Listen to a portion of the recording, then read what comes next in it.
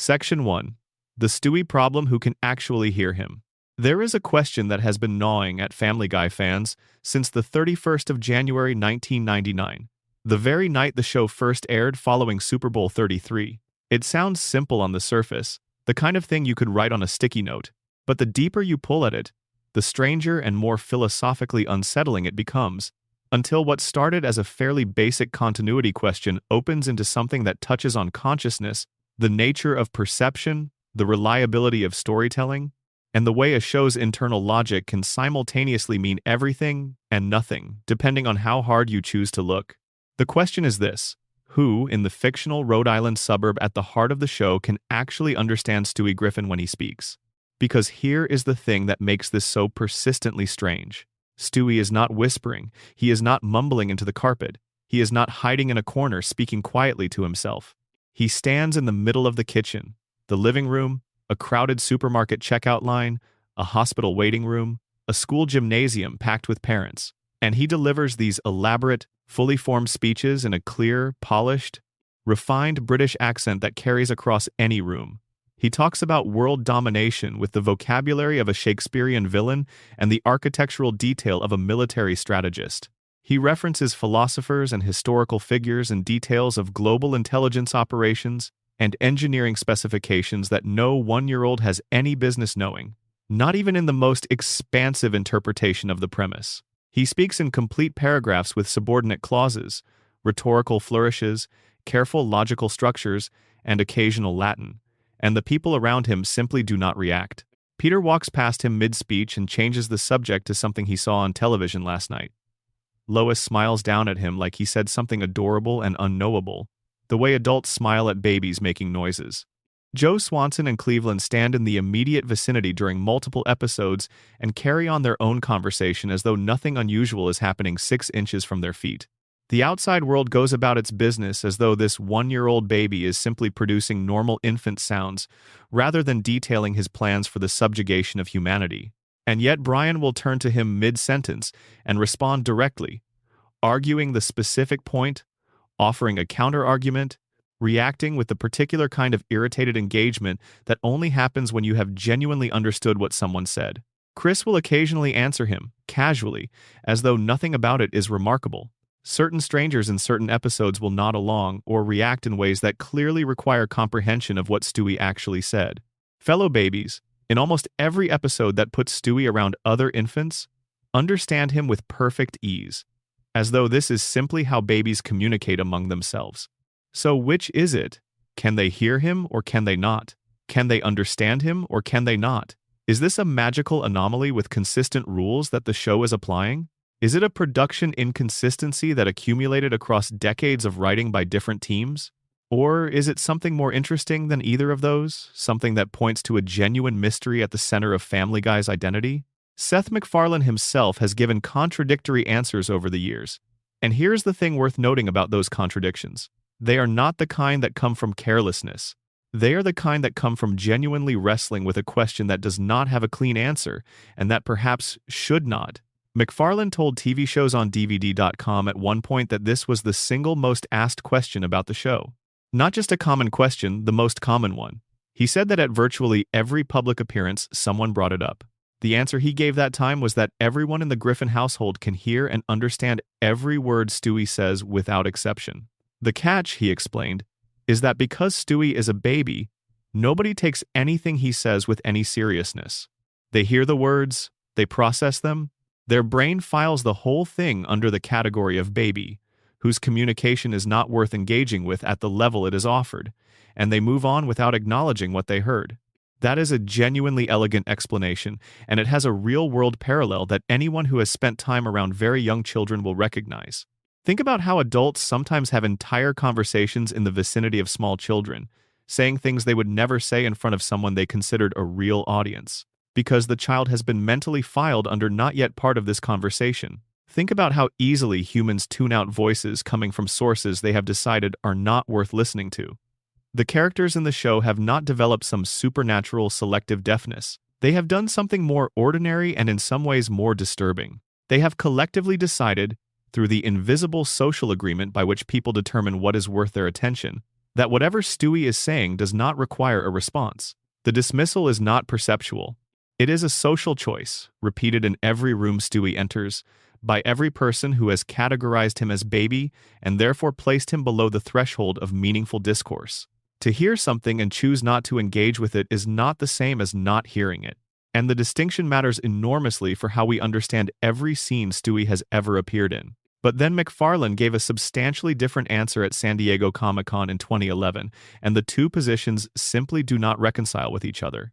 At the panel, he said that Brian always understands Stewie, that Chris sometimes understands him, and that Peter, Lois, and Meg do not understand him.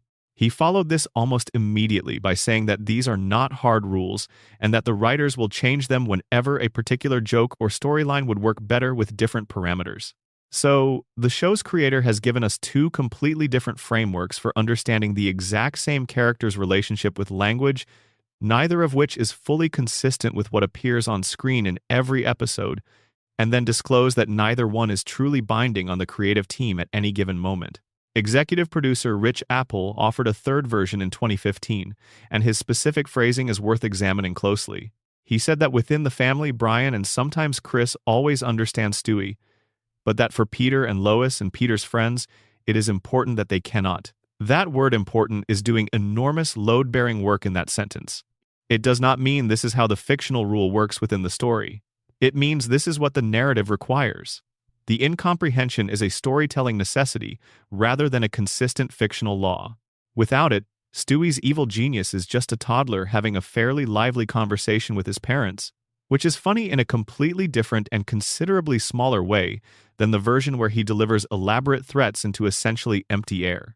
The joke depends on a gap between what Stewie is saying and what the world around him is receiving. Close that gap and the joke collapses. Then, in the season 19 premiere, an episode titled Stewie's First Word, the show tried to address the mystery head-on after 19 full seasons of structured ambiguity. Having spent those 19 seasons speaking in complete paragraphs to frequently non-responsive humans, Stewie utters a single word that everyone in the room can suddenly understand. Brian, immediately and visibly baffled, asks the obvious question. "You have been talking forever. Why can everyone suddenly understand you right now?" Stewie's answer is wonderfully, carefully non-committal. He says he does not know, that he was feeling such intense emotion in that moment that the words somehow just broke through. That one small, deliberately hedged, gracefully uncommitted explanation plants the seed for one of the most compelling theories the fandom has developed about Stewie across the show's history.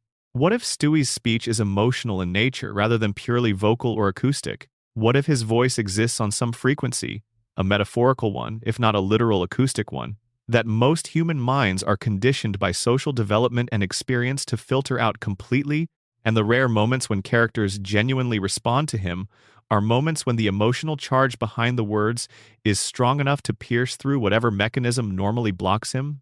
This would explain without contradiction why Brian, who is demonstrably more perceptive and emotionally sensitive than anyone else in the household, has always been able to hear him without exception. Dogs process the world through a different sensory and cognitive register than humans do, and a mind as unusual as Brian's might be less thoroughly conditioned by the social agreement that governs what adults are supposed to hear from babies.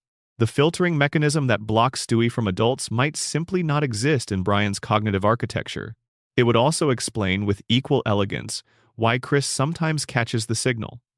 Children have not yet built the full filtering mechanisms that adults use to impose order on their perceptual experience. They hear things adults have learned not to. They respond to things adults have trained themselves to walk past.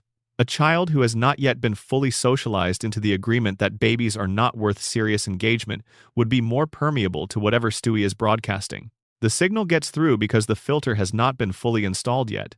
And it would explain why strangers occasionally respond to Stewie without blinking in episodes where the consistency rules seem to temporarily not apply. Strangers have not yet filed him in the mental category of Griffin baby, can be safely ignored. They encounter him fresh, without preloaded contextual expectations, and something about that freshness allows the signal to land before the usual filtering process can engage. Another theory, the most expansive of the bunch, and the one that changes the shape of every single episode if you accept it, suggests that the entire show is being experienced from Stewie's perspective. Family Guy is, at its core, Stewie's interpretation of his own life and the world immediately around him. And everything the audience sees is filtered through the particular and extremely unusual cognitive lens of a one-year-old genius baby who cannot yet communicate his experience to anyone around him. The cutaway gags, those rapid-fire jumps to disconnected scenes that Family Guy is most famous for, the element that defines its comedy style more than anything else, might be Stewie's infant mind making associations the way a developing brain actually does. Infant cognition is radically associative. A baby experiencing something new connects it immediately and involuntarily to everything else they have experienced, and those connections are fast and strange and deeply felt even when they are incomprehensible to an outside observer who does not have access to the inside of the infant's head. The cutaway to something completely unrelated to the scene might not be random. It might be Stewie's mind firing its connections in real time.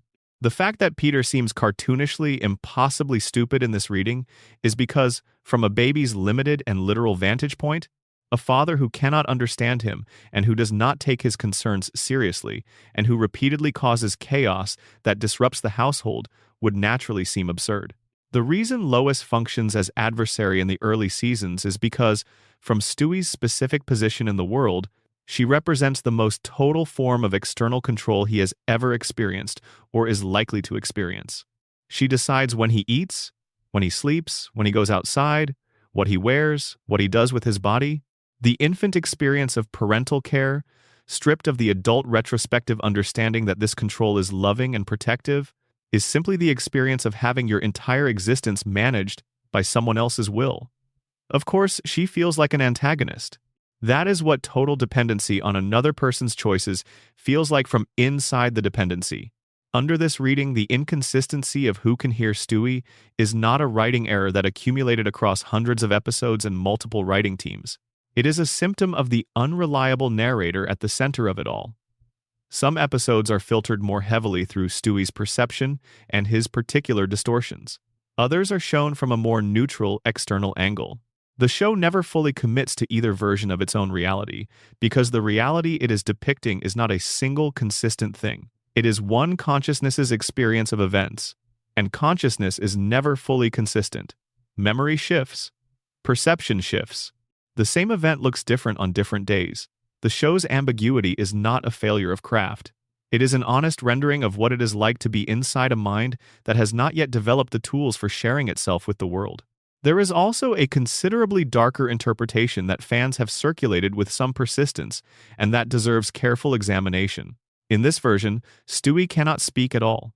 He is a genuine one-year-old infant, whatever the show pretends about his interior life. The sophisticated voice, the British accent, the elaborate vocabulary, the engineering blueprints and laser guns and time machine and mind control devices and extensive monologues about world domination, all of it is fantasy. Not a deliberate conscious fantasy constructed by Stewie himself as a kind of interior escape. The projected inner life of a baby who is too young to verbalize anything at all, and who experiences his world with the full and staggering intensity that babies actually feel, stripped completely of any ability to communicate that experience to the people around him. The moments when other characters seem to respond to Stewie are moments when his basic needs, hunger, discomfort, fear, loneliness, the desire to be held or acknowledged, are being addressed by caregivers who are reading his actual infant signals. The elaborate monologues the audience hears are the show translating his genuine emotional experience into language that an adult audience can understand and find funny. When Stewie rages about Lois being his nemesis, a baby is having a bad afternoon and his mother is the reason. When Stewie plots world domination, a baby is feeling the overwhelming and total powerlessness of being entirely dependent on other people's choices for every aspect of his physical existence. The genius is not real. The feelings underneath the genius are entirely, painfully, universally real. This interpretation carries a bittersweet quality that the show does not seem to be aiming for, but that is nevertheless there when you find it. All of Stewie's plans, his threats, his furious declarations about what he is going to do when he has the resources and the freedom and the opportunity are the inner life of a being who cannot yet speak. His need for control over his environment is universal for infants, who experience a world of overwhelming stimulation with no tools for managing it beyond crying and hope. His obsession with eliminating the person who has absolute authority over his body is a psychological projection of something every very young child might feel in their most helpless, enraged moments. Projected and amplified and given the vocabulary of villainy by a show that needs it to be funny. In this reading, nothing Stewie says ever actually happens in the physical world. Brian is not his friend in any conversational sense. The time machine does not exist. The adventures are constructed by an imaginative adult voice expressing what the experience of infancy might feel like from inside. It is all the interior world of a child, who is, as far as anyone outside his skull can tell, simply lying in a crib staring at the ceiling, feeling enormous things that no language has yet been invented to fully describe. The show never comes near this interpretation for obvious reasons. For the purposes of the actual story being told, Stewie clearly exists as the character he appears to be, a genuine and functional evil genius baby who builds working weapons and moves through time and has adventures and debates philosophy with a talking dog. But the fact that the premise of Family Guy is fundamentally and completely impossible means viewers are always free to wonder how much of what they see is real within the fiction, and how much is filtered or generated or distorted by whoever is doing the telling. What makes the comprehension mystery so enduring after 25 years is that its refusal to be resolved is its greatest creative strength. If the show had sat down in episode 1 and definitively explained, through some in-world mechanism or explicit authorial statement, exactly who can hear Stewie and under precisely what conditions, the question would be closed. The comedy would narrow into something smaller and more predictable. The character would become bounded by rules, and rules constrain what is possible. The genius of the ambiguity is that it keeps Stewie in a state of permanent potential. He can be dangerous or sympathetic, heard or invisible, villainous or vulnerable, feared or beloved, depending entirely on what any given episode needs from him. No fixed rule for his perception means no fixed ceiling for what his scenes can do. And then comes the last and strangest wrinkle in the whole thing. In later seasons, when the show began exploring the question of Stewie's real voice, the voice beneath the British accent he has used since the first frame of the very first episode, it revealed something that changes the texture of everything that came before it. In the season 18 episode Send In Stewie Please, almost entirely devoted to a single conversation between Stewie and a therapist played by Ian McKellen, Stewie drops the accent entirely. He speaks in a flat, very American, ordinary voice. Something closer to normal, something that sounds in its basic vowels and rhythms, not entirely unlike a less exaggerated version of Peter Griffin's speaking voice. The episode calls the accent a coat of armor, a construction Stewie built around himself to feel elevated, special, different from the chaos of Spooner Street. He built a character around a voice he chose, rather than the voice he has, because the chosen voice felt like who he deserved to be rather than who he is. Which means that even the most basic fact about Stewie Griffin, the sound of his voice, the accent that defines him, the first and most immediate signal of his nature since audiences met him in January 1999, turns out to be a performance, a decision made by a baby to feel more like what he thought he should be, a layer of identity applied rather than born. Even his voice is a mystery, wearing the mask of a certainty it does not possess. That is where we begin, with the question of what is real underneath the performance, with the possibility that the most important character in any given room is the one whose actual nature is most thoroughly hidden by what they have chosen to show. Drop a comment right now letting me know where in the world you are and what time it is there. Whether it is 3 in the morning or the middle of a workday, I love knowing this community stretches across every time zone and every corner of the planet. And if you have not subscribed yet, please take a second to do that right now. It is completely free and it genuinely helps more than you know. Number. Section 2. Brian Griffin. A dog, a man, and a mystery without a bottom. Brian H. Griffin is many things across the course of Family Guy's run. He is Peter's best friend and Stewie's closest companion. He is a struggling and perpetually unpublished novelist whose reach consistently exceeds his grasp. He is an aspiring intellectual whose convictions become more theatrical and less grounded as the seasons accumulate. He is a deeply flawed romantic who falls for the wrong people with near-perfect consistency, and a recovering alcoholic who is never quite recovering enough. Depending entirely on which era of the show you happen to be watching, he is either the most grounded and sympathetic person in the room or the most insufferable. The show has built him up and torn him down across more than 25 seasons in ways that track, as anyone who watched the whole run can attest, like watching your smartest friend slowly become the worst version of themselves and then, occasionally, briefly, becoming the best version again before forgetting what that felt like. But underneath all of that character work, underneath the personality shifts and the long, slow arc of Flanderization the fandom has documented in such granular and sometimes anguished detail, there is a question that the show has never come anywhere close to answering. It is not a question about Brian's psychology or his motivations or his failures as a writer or a friend or a romantic partner. It is a question about his fundamental, physical, cosmological nature. Why is Brian Griffin the way he is? Not in the emotional sense, not in the developmental sense that traces his abandonment issues back to a farm in Austin, Texas, and a mother named Biscuit who was taken away from him at 3 weeks. In the literal, physical, completely impossible sense. Why does a dog speak perfect English with a vocabulary that would embarrass most graduate students? Why does he drive a car on 2 legs?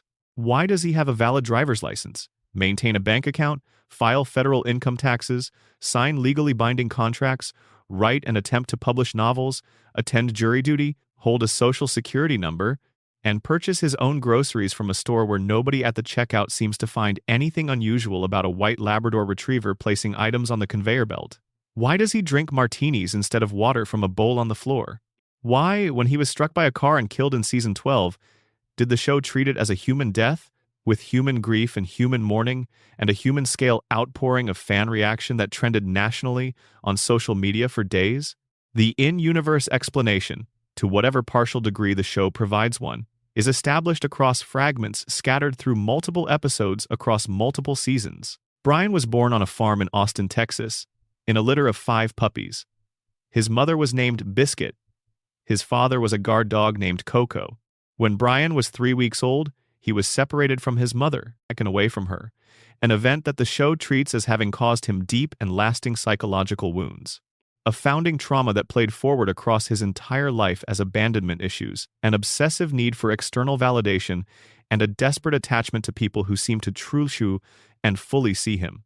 After his early separation from Biscuit, he was adopted by a family called the Hendersons. He eventually went missing from the Hendersons and ended up as a stray in their Rhode Island town, where Peter found him on the street and brought him home. All of that is standard enough dog backstory. None of it explains the talking. None of it explains the walking upright on 2 legs with the effortless fluency of someone who has never known any other way of moving. None of it explains the martinis or the driving or the Brown University affiliation or the capacity for philosophical introspection that most people never develop in a full human lifetime. The show provides an origin for Brian's emotional landscape. It never provides an origin for his fundamental nature. That silence is where the theories come flooding in. The most sophisticated fan theory on the subject pulls the explanation in an unexpected direction, drawing a connection between Family Guy and its sibling series American Dad that the show itself has never explicitly made. That show's world is deeply intertwined with a version of the CIA depicted as capable of extraordinary, borderline, science-fictional biological operations. The organization runs programs, conducts experiments, deploys technologies, and biological modifications that exist far outside the normal parameters of what government agencies are officially supposed to do. The theory argues that Brian is a product of exactly this kind of program. That at some point in the years before Family Guy begins, the CIA successfully ran an experimental program to produce dogs with human-level intelligence, upright posture, and the full capacity for natural language acquisition and use. Brian was one of the resulting subjects, released into the world when the program was concluded or defunded, carrying all the human cognitive capacity the program gave him, but with none of the infrastructure or support or documentation that would normally accompany such an existence. This theory explains almost everything that is otherwise inexplicable about Brian, with unusual elegance. It explains why his siblings and parents appear to be entirely ordinary, unremarkable dogs, who communicate only in the ways dogs normally communicate. They were not part of the program. It explains why Brian has never, across 25 seasons of the show, encountered another animal operating on his level, another talking dog or cognitively enhanced cat or articulate rabbit. Because the program either produced very few subjects or was discontinued before it achieved scale, or its other products are out there somewhere in the world, but the show has simply not encountered them yet. It explains why Brian arrived in the town as a stray with no apparent history prior to Peter finding him on the street. A government experiment that has been quietly discontinued does not leave accessible documentation behind. There is no folder with Brian's name on it in a filing cabinet anyone can visit. There is no family farm to go back to. There is no institution that will claim him. He was made and then released and then left to figure out the rest on his own. And it explains, with considerable elegance, why Brian's psychology is so specifically and painfully human in its character. The abandonment issues, the desperate need for validation, the overcompensating intellectualism, the drinking, the failed creative ambitions, the series of romantic relationships that are real enough to hurt and never quite real enough to last. He was built to think like a man. He was given all the cognitive architecture of human consciousness, the capacity for regret, for ambition, for longing, for self-deception, for the particular chronic low-grade agony of wanting to be better than you are, and knowing precisely why you are not. And then he was placed in a body that the world categorizes as property rather than person, in a social environment that treats him as a pet who happens to be unusually articulate in relationships where he is always fundamentally of a different category than the beings he cares about most. The abandonment issues the show pins on his early separation from his mother would take on an entirely different texture under this reading. A dog separated from its mother at 3 weeks is experiencing something real and difficult, but also something natural to the species, something that has happened to countless dogs across history. An experimental subject who was created by an institution, given all the capacity for rich interior experience that human beings have, and then released into the world, when the funding ran out or the program concluded, or someone in a bureaucracy decided it was time to quietly close the file, is experiencing something categorically different. Brian's foundational wound might not be about Biscuit at all. It might be about the moment he understood that the beings who made him did not want him, and that the world he was designed to navigate was not going to make any special accommodations for his particular and unprecedented nature. The theory also gives a different and more resonant texture to Brian's relationship with Stewie. Because Stewie, whatever else you say about him, is also a being who exists entirely outside the normal parameters of his category. A baby who shouldn't be capable of the things he does. If Brian is a scientific experiment and Stewie is a developmental anomaly so extreme that no existing framework quite accounts for him, their friendship is the friendship of two beings who are both living in the wrong container for what their mind is.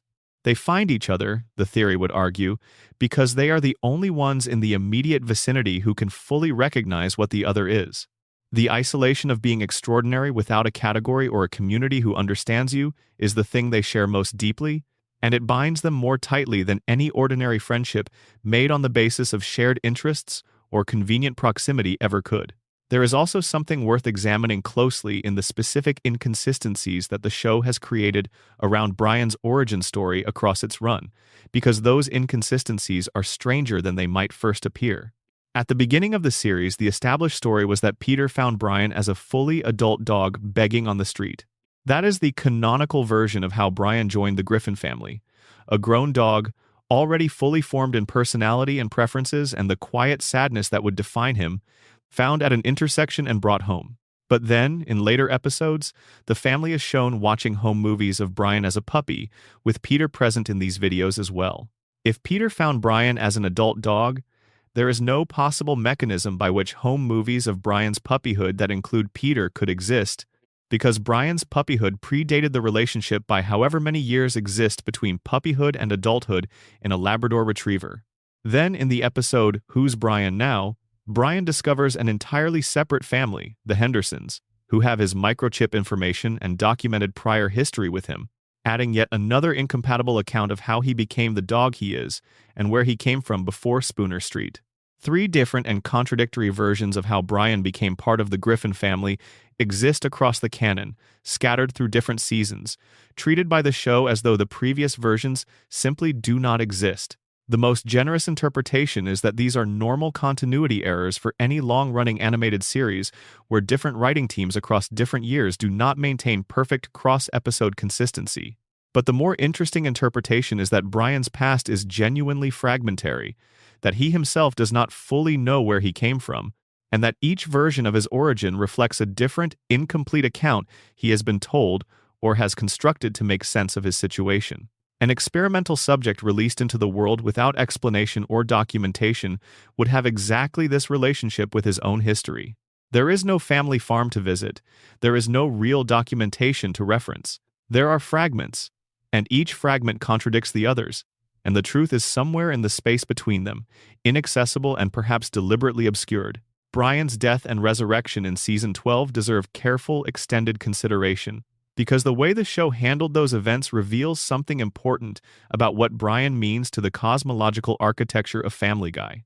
In Life of Brian, Brian is struck by a car in the street outside the Griffin house and killed. The show treated it with a genuine and surprising weight of grief.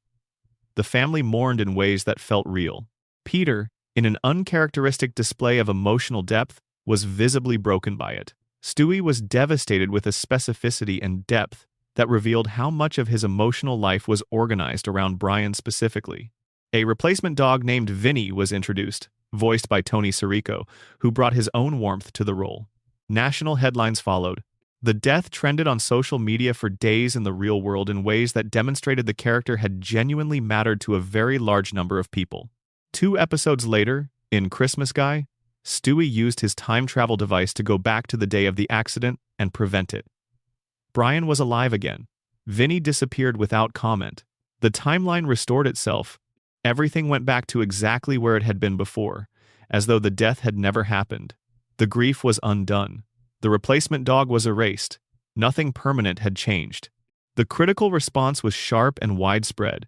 Most observers read it as a rating stunt, kill the beloved character to generate massive engagement and headlines, restore him before the audience can process the loss and move on, pocket the enormous publicity without paying any of the actual narrative costs that killing and keeping a character dead would require.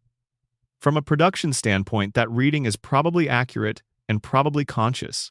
But if you choose to look at it as a moment of genuine thematic content rather than pure commercial calculation, the arc actually demonstrates something more interesting than cynicism. Brian cannot die. Not permanently. Not in any way that sticks. He is too structurally essential to the show's basic architecture to be removed from it. He is the connective tissue between Stewie's world and everyone else's.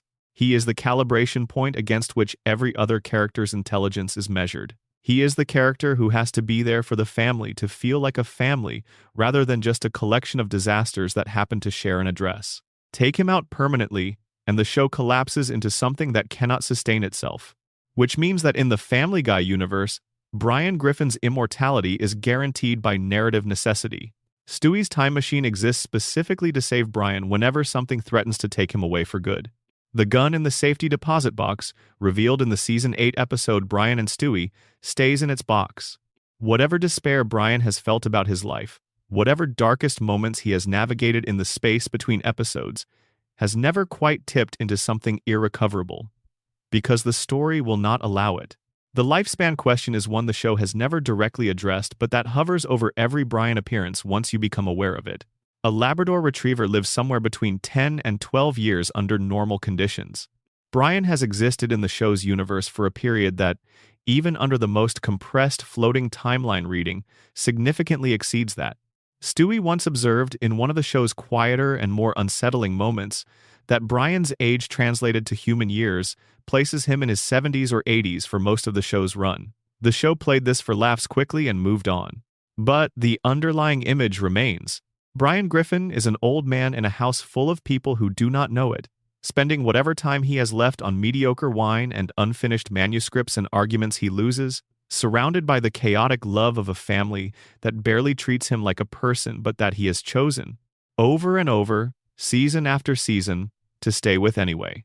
The most revealing episode the show has ever produced about what Brian actually is, beneath everything else, is Brian and Stewie from Season 8. The two of them are locked in a bank vault overnight, with no rescue coming, with nothing to do but talk honestly, in the way that confined spaces and darkness and the removal of all normal social context sometimes make possible. In the course of that conversation, Brian reveals the gun. He has a loaded weapon in a safety deposit box because there have been moments when he wanted to use it on himself. Not as a joke, not as a throwaway line, as the truth underneath everything else the character has been performing across hundreds of episodes. The conversation that follows is not comfortable and not resolved. It is two beings sitting with a difficult thing together in the way that the best friendships actually work. Nothing is fixed at the end. Nothing needs to be. The sitting with it is the point. That episode is the answer to the question of what Brian Griffin is. Underneath the talking and the walking on two legs and the mysterious origin and the 25 years of increasingly complicated characterization, he is a being who is trying to make it through, in a universe that is strange and sometimes cruel, in a body that does not quite fit him, in a family that does not quite know what to do with him, with a friend who does. Section 3. The floating timeline? When does Family Guy actually take place? One of the most quietly mind-bending things about Family Guy is what happens when you try to establish what year it is within the show's fiction. Not in the real world, where you can simply check when a given episode aired, inside the story. When you attempt to pin down what specific moment in time the Griffin family is actually living in, and hold that pin in place as the seasons accumulate around it, you find yourself staring into something that should not be possible. Peter Griffin, based on the ages and birth years the show has either stated directly or strongly implied across various episodes and flashbacks, you should be pushing 60 years old by the time you reach seasons airing in the mid-2020s. He was born, the accumulated evidence suggests, somewhere in the mid to late 1950s. He was a teenager during the early to mid-1970s, based on various flashback episodes. He was a young adult in the late 1970s and early 1980s, and the episode Meet the Quagmires takes him back in time to 1984, where he appears as an 18-year-old. Running that math forward from his 1,984 adolescence to the present moment of the show's most recent seasons produces a Peter Griffin who should be in his late 50s or early 60s. He is not. He is the same age he always was. Meg, canonically established as a teenager in Season 1, should be approaching 40 years old by the time the show reaches its mid-2020 seasons. She is still in high school. Stewie has been 1 year old for more than 25 calendar years of real-world time. Chris has not aged visibly since 1999. Quagmire, whose driver's license was shown in the episode Foxy Lady, revealing his official age as 61 at the time of that episode, has remained 61 while new seasons kept appearing around him year after year, as though time adopted a very specific personal policy of not applying to the man on Spooner Street. The floating timeline is not unique to Family Guy. The Simpsons has operated on the same principle since 1989. Characters remain perpetually the same age while the world around them updates to reflect contemporary reality.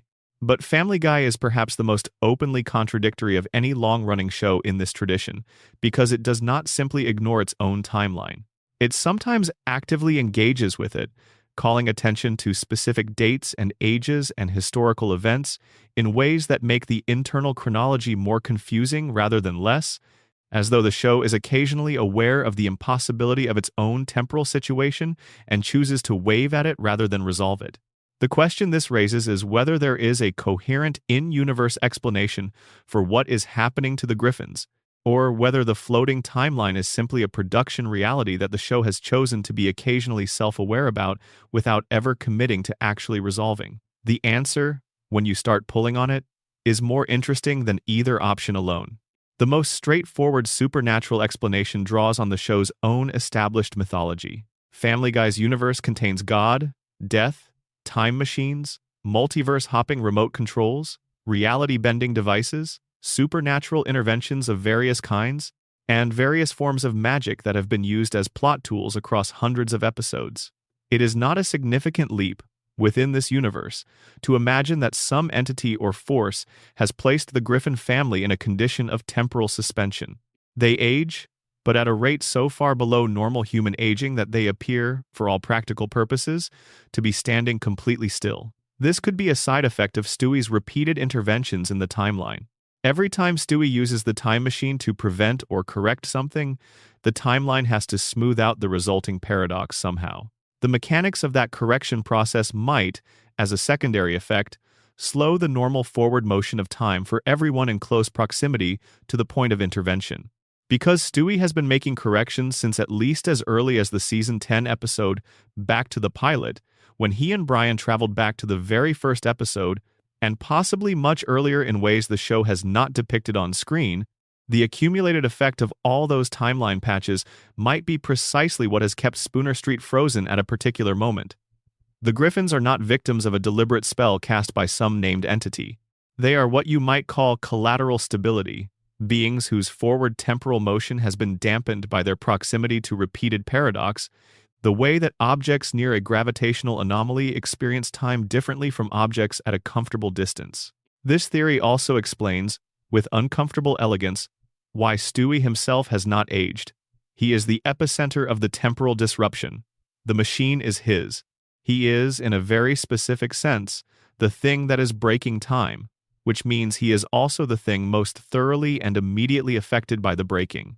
A darker theory proposes something more final. The characters are dead, and what we are watching is a purgatorial existence, a kind of metaphysical holding pattern in which the Griffins relive variations on the same general period of their lives, unable to move forward because of unresolved things each of them carries and has not yet worked through. This is a theory that gets applied to many long-running animated series, and its application to Family Guy is more natural than it is to some others, because the town has always had a slightly sealed, slightly enclosed quality to it.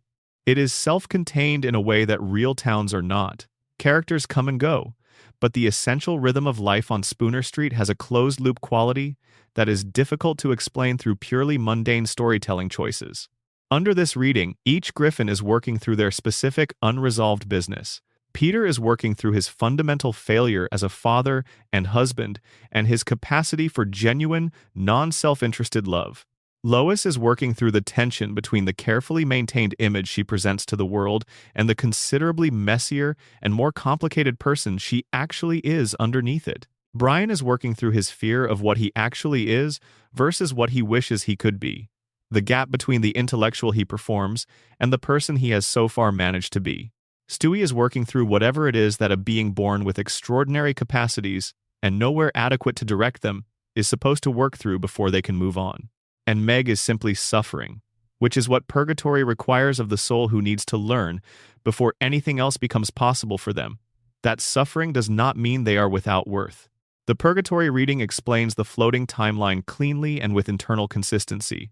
Characters in purgatory do not age. They cycle through the same territory until something fundamental shifts in their understanding of themselves and the world. The episodes of apparent progress, the reconciliations, the moments of character growth where someone seems to genuinely change, are moments when something is very close to shifting for real. And then the reset comes. They are back where they started.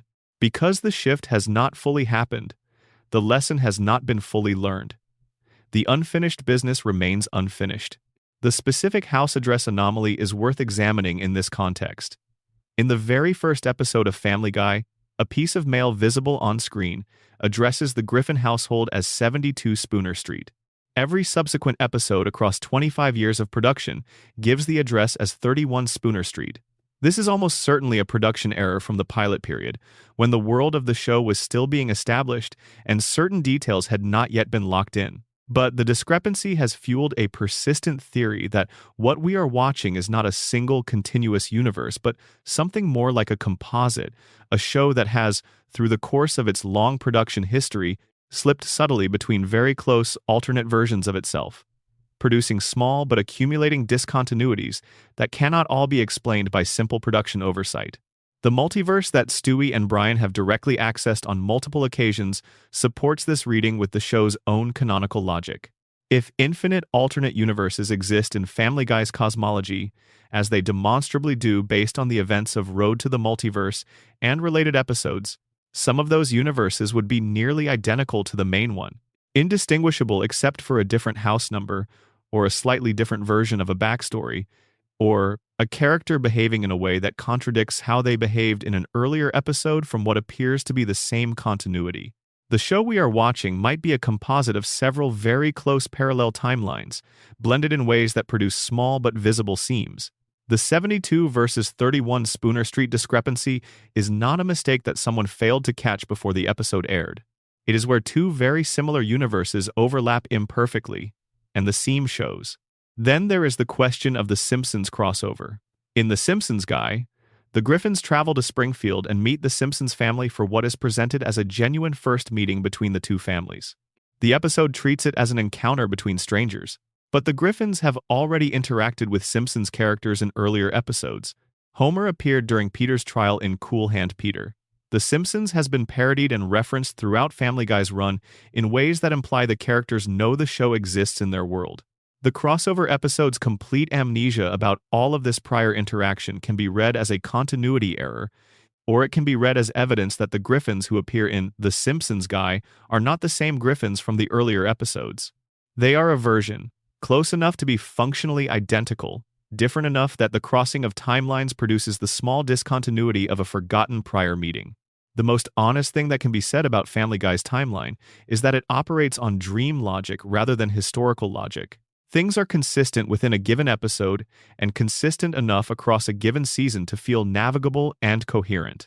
But the moment you try to hold the full show against a fixed external calendar and insist on complete coherence across all episodes and all seasons, it starts to dissolve into something that cannot hold its own shape.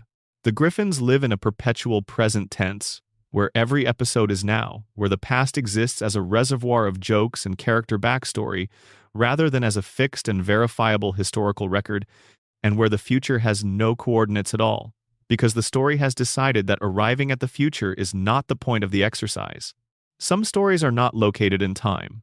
Some stories exist in the space where time and memory and feeling and wish overlap into something that cannot be accurately dated but can be immediately recognized. You know what it feels like when you watch it, even if you cannot say with any precision when it is happening. Family Guy is one of those stories. The question of when it takes place is considerably less important than the question of what it feels like.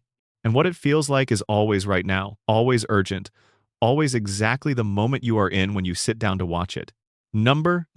Section 4. Meg Griffin, the daughter nobody understood. If you were asked to name the genuinely sad things about Family Guy, and there are more of them than the show's default mode of cheerful nihilism typically lets on, Meg Griffin would deserve a prominent place on that list. Not because she is poorly written, though the show has written her poorly with a consistency and a thoroughness that goes well beyond the ordinary standards of animated television. Not because her treatment is unrealistic within the cartoon logic of the show's universe, though it sometimes tips well past satire into something that requires a different vocabulary to describe accurately. Meg is sad because she is, beneath all the abuse and the punchlines and the deliberate erasure and the steady accumulation of humiliations that the show heaps on her season after season, the most recognizably human character in the entire cast. The one who wants what people actually want. The one whose pain is the most legible, the most ordinary, the most difficult to simply laugh at once you stop the comfortable distance of comedy and look at it directly. She wants to be loved. She wants to belong. She wants her family to see her as a person whose existence has some value, and her peers to accept her and the world to have some small corner in it that is hers and that cannot be taken away from her. These are not exotic desires. They are not unreasonable demands. They are some of the oldest and most universal things a human being can want, and Family Guy spent roughly 10 seasons, from the mid-2000s through the mid-2010s, using them as the raw material for a sustained comedy of cruelty that the show called a running gag, and that its audience received with varying degrees of discomfort and laughter, often simultaneously. The actual mysteries surrounding Meg Griffin, the genuine questions that the show planted and never answered, go considerably deeper than the treatment itself. There are details dropped into the narrative at specific points and then left there, while the ripples spread outward across seasons and fan communities, and the quiet, imaginative work of people who cared enough about the character to wonder. The most persistent and perhaps the most structurally significant of these is the question of her biological father. In a Season 3 episode, Brian makes a passing reference that Meg's real father is a man named Stan Thompson. He says it quietly, almost casually, as though it is a known fact within some private corner of the family's understanding, rather than a revelation the audience was supposed to receive as such. The show never returns to it. There is no follow-up episode. No confrontation between Lois and Peter about what Brian knows. No scene where Meg learns about Stan Thompson and has to process what that means for her identity. The line simply hangs in the air of that episode, and then the next episode begins, and Stan Thompson has never been mentioned again across all the seasons that followed. The theory that Peter Griffin is not Meg's biological father is one of the most widely circulated in the Family Guy fan community, and it has a surprising amount of textual support beyond that one Brian comment. The most visible evidence is physical, and in an animated series where visual family resemblance is a deliberate creative choice rather than genetic accident, physical evidence means something. Chris bears clear resemblance to Peter in the ways animated family resemblance is deliberately encoded: the round face, the general body type, the cheerful and comfortable vacancy. Stewie's relationship to Lois's visual design has been played with at various points in the show, but Meg looks like neither parent in any consistent way. She does not share Peter's roundness or his specific facial construction. She does not share Lois's angular elegance. She occupies a visual middle ground that belongs to neither of them, and in a show where that kind of resemblance is engineered rather than random, the absence of it says something. There is also the accumulated history of how Meg came to exist in the Griffin family, a history the show has built across multiple episodes with a consistency that suggests intentionality rather than coincidence. In the episode Stewie Kills Lois, Peter tells guests on a cruise ship that he and Lois had driven to an abortion clinic 3 months before Meg was born, but ultimately turned around and went home. In Breaking Out Is Hard to Do, there are references to Peter and Lois attempting to abandon infant Meg at a fire station when she was too young to remember it. In 8 Simple Rules for Buying My Teenage Daughter, Peter sells Meg to settle a pharmacy tab. These are all presented as comedy. They are meant to be laughed at, but they accumulate, episode by episode across different seasons, into a picture of a family in which one child exists in a fundamentally different relationship to the parents than the other children do. If Meg is not Peter's biological child, if she is the product of an affair Lois had with someone named Stan Thompson, then several things that are otherwise confusing about the family dynamic become more coherent when viewed through that particular lens. Peter's specific intensity toward Meg, which has a noticeably different texture than his inattentiveness toward Chris or his bafflement at Stewie, could be the festering resentment of someone who has been failed by his wife and who has chosen, possibly without full conscious awareness of what he is doing or why, to make his anger available to the most convenient and socially least costly target. His cruelty toward Meg would not be simple random hostility of the kind a stupid, impulsive man might direct at anyone in his vicinity. It would be a displaced and sustained expression of something he cannot address at its actual source: the marriage, Lois, the decision to keep a child he did not father and to raise her as his own in a household where the reminder of why she exists is present every day. Lois's behavior adds another dimension that is worth sitting with. The Lois of the early seasons is positioned as the reasonable, patient counterweight to Peter's chaos. She is the one who holds things together, who intervenes, who provides the adult perspective that the household otherwise lacks. But her treatment of Meg has always been strange, even in the seasons before the show began escalating the abuse into territory that was difficult to defend, even within the framework of dark animated comedy. There is a coldness in how Lois interacts with Meg that is not present in her interactions with Chris or even with Stewie, whose schemes against her should logically produce much more persistent hostility than Meg's simple existence in the household. If Lois is carrying guilt about Meg's parentage, if her cruelty and coldness toward Meg are partly the self-loathing of someone who made a choice she cannot own and who punishes the evidence of that choice every time it enters the room, then Lois's behavior becomes grimly coherent in a way it is not if you try to explain it through simple inattentiveness or the general dysfunction of the household. And if Lois confided in Brian about Stan Thompson at some point, which the Brian reference in Season 3 strongly implies given how casually and knowledgeably he drops the name, then Brian's loyalty to Lois has always been complicated by a secret that places him in an awkward position relative to every member of the family. He knows something that changes the meaning of almost every interaction in the household, and he has chosen, for reasons the show never makes explicit, to sit on that knowledge rather than surface it. The second mystery surrounding Meg is her actual capability, which the show has demonstrated repeatedly and then systematically chosen not to develop into anything sustained or permanent. In the episodes where Family Guy actually bothers to treat Meg as a character rather than a prop for cruelty, something unexpected and somewhat touching happens. She turns out to be genuinely good at things. Real things. Things that matter. In the Simpsons crossover episode, she discovers real saxophone talent, genuine musical ability, talent that impresses Lisa Simpson, whose musical gifts are among the most consistently celebrated character traits in all of animated television. In episodes where she is allowed to defend herself or to exist outside the context of being attacked, she does so with a clarity and a force that make her immediately more interesting than almost anyone else in the room. In the episode where she briefly joins a group of girls who look and act differently from the social mainstream, she finds community and belonging with a naturalness that suggests those things were always within her reach, just never within the reach of the specific social context the show normally places her in.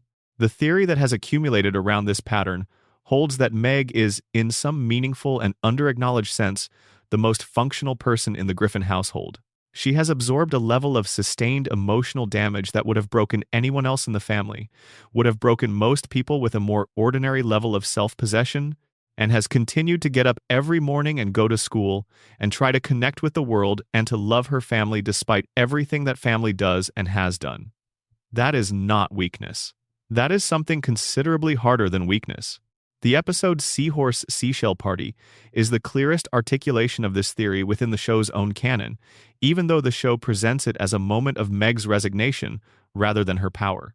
When Meg finally confronts her family in that episode, when she stops absorbing the abuse and starts naming it clearly and accurately, when she turns to Peter and Lois and Chris and tells them exactly who they are and exactly what they have done, the family does not improve in response. They collapse.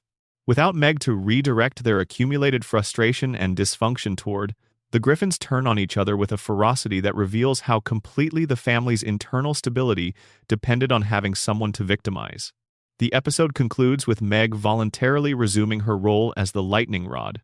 The show frames this as grim sacrifice, as Meg accepting her lot because she understands that her suffering keeps the family functional. But there is a reading of it as something more deliberate than pure resignation. Meg knows she could leave. She is capable enough to survive without them, and the season has demonstrated this. She stays because she has made a decision, for reasons that are her own and that the show has chosen not to fully excavate, that this is where she belongs. In staying, in accepting the lightning rod position, she exercises a form of power that none of the others possess. She is choosing her role rather than simply being assigned it, and the choice, however painful it looks from the outside, is hers. With open, home, Claude, part, A, med, w, as, f, right content equals open, home divided by Claude divided by part, A, md, read, if false, else. Number. Just write the content. Content equals open, dev divided by stdi, end r.read, if false, else, print, writing part, A, pi of, number section. 5. Stewie's sexuality, his real voice, and the identity he built to survive. There is a version of Stewie Griffin that the show worked for years to create and then, at the critical moment of full commitment, stepped back from. We have already examined the question of who hears Stewie and what that means. But the specific question of who Stewie is in terms of his own identity, his sexuality, his sense of self, the performance he has built around a voice he chose rather than the voice he was born with, and the person he might be when all the performances finally fall away, has been treated by the show as a long and carefully maintained tease that approaches its destination season after season without quite arriving. And that unresolved quality is, in its way, one of the most interesting things about him as a character. The accent is the place to begin because it is the most recently resolved element and because what its resolution reveals changes the texture of everything that came before it in ways that are difficult to fully absorb the first time you think about them. For most of Family Guy's run, across the vast majority of its episodes spanning nearly 2 decades of television, Stewie spoke with a polished, theatrical, distinctly British accent, refined, slightly pompous, precise in its vowels, carrying the particular music of someone who learned to speak by imitating people they considered worthy of imitation.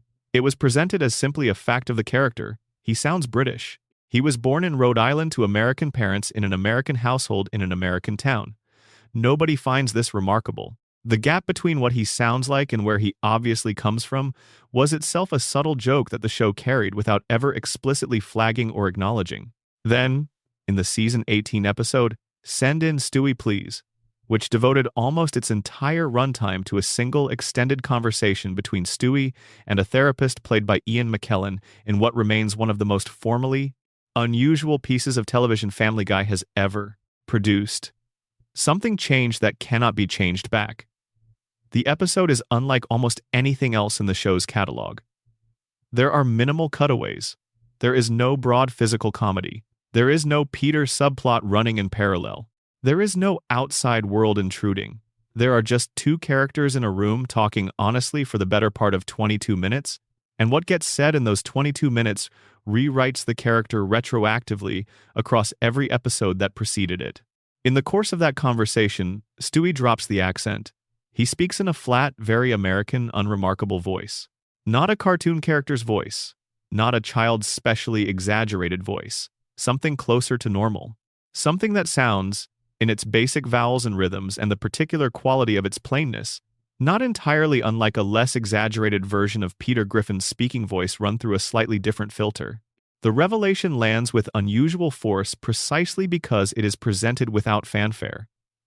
There is no musical sting. There is no dramatic lighting shift. Stewie simply stops performing and speaks in his actual voice, and the difference between the two is enormous in what it implies about everything the performance has been doing all along. The episode calls the British accent a coat of armor, a construction Stewie built around himself to feel elevated, to feel like he came from somewhere grander and more worthy and more interesting than the house on Spooner Street where he actually lives. He built a character around a voice he chose because the chosen voice felt like who he deserved to be rather than who he is. He heard something, at some point, that sounded like the voice of someone whose interior life was taken seriously by the world around them, and he adopted it as his own. He put it on in the same way a very small person might put on a costume that makes them feel larger. Not to deceive anyone else, to deceive himself, in the particular productive way that we all sometimes have to deceive ourselves in order to function. This retroactively reframes every single monologue, every threat, every elaborate scheme, every cutting observation, every carefully constructed philosophical position that Stewie has delivered across all the preceding seasons. Every syllable of that polished British register was a performance. Stewie was never speaking in his natural voice across any of those episodes. He was always, without exception, performing. And the performance was not primarily about evil genius. Not really. It was about dignity. It was a baby's way of asserting that he has an interior life worth taking seriously in a household where nobody takes him seriously. In a body that the world has decided does not merit real attention, in a situation he did not choose and cannot fully escape. The British accent was Stewie's way of insisting on his own significance before the world had given him any reason to believe in it. The sexuality question has been handled with equal deliberateness and equal ambiguity across the show's full run. MacFarlane disclosed in a Playboy interview at one point that Stewie is gay, or would ultimately be revealed to be gay, while noting that keeping it vague made more narrative sense, given that the character is a 1-year-old, and the show cannot fully commit to a sexual identity for an infant without generating a different and considerably more uncomfortable set of problems. He also offered a reading of Stewie's early violence toward Lois, the plots to kill her, the rage that organized so much of his character in the first 3 seasons, that interprets it as the external expression of internal confusion about identity, the aggression as a symptom of something that has not yet found its real form, channeled into villainy, because villainy is what was available. Then the therapist episode complicated everything again. Stewie told the therapist explicitly that whatever he had come to confess that day was not about being gay. He said it clearly, with an edge to it that itself reads as revealing to anyone paying close attention. The defensive protest of someone who knows the observation is easily available and wants to get ahead of it, to establish the terms of the conversation before anyone else can. What the episode concludes instead, after 22 minutes of careful and honest and occasionally painful conversation, is that Stewie is sexually fluid. Writer Gary Janetti, who wrote the episode, explained that Stewie's awareness of his own sexuality needs to remain uncertain, because that uncertainty is the truth of the character at this moment. He is a being who is still in process, still becoming, still working out who he is across a journey that the show has been documenting for nearly 30 years, without allowing it to fully arrive anywhere. The evidence for the sexuality ambiguity is scattered throughout the show's run in ways that are consistent enough to be clearly deliberate rather than accidental.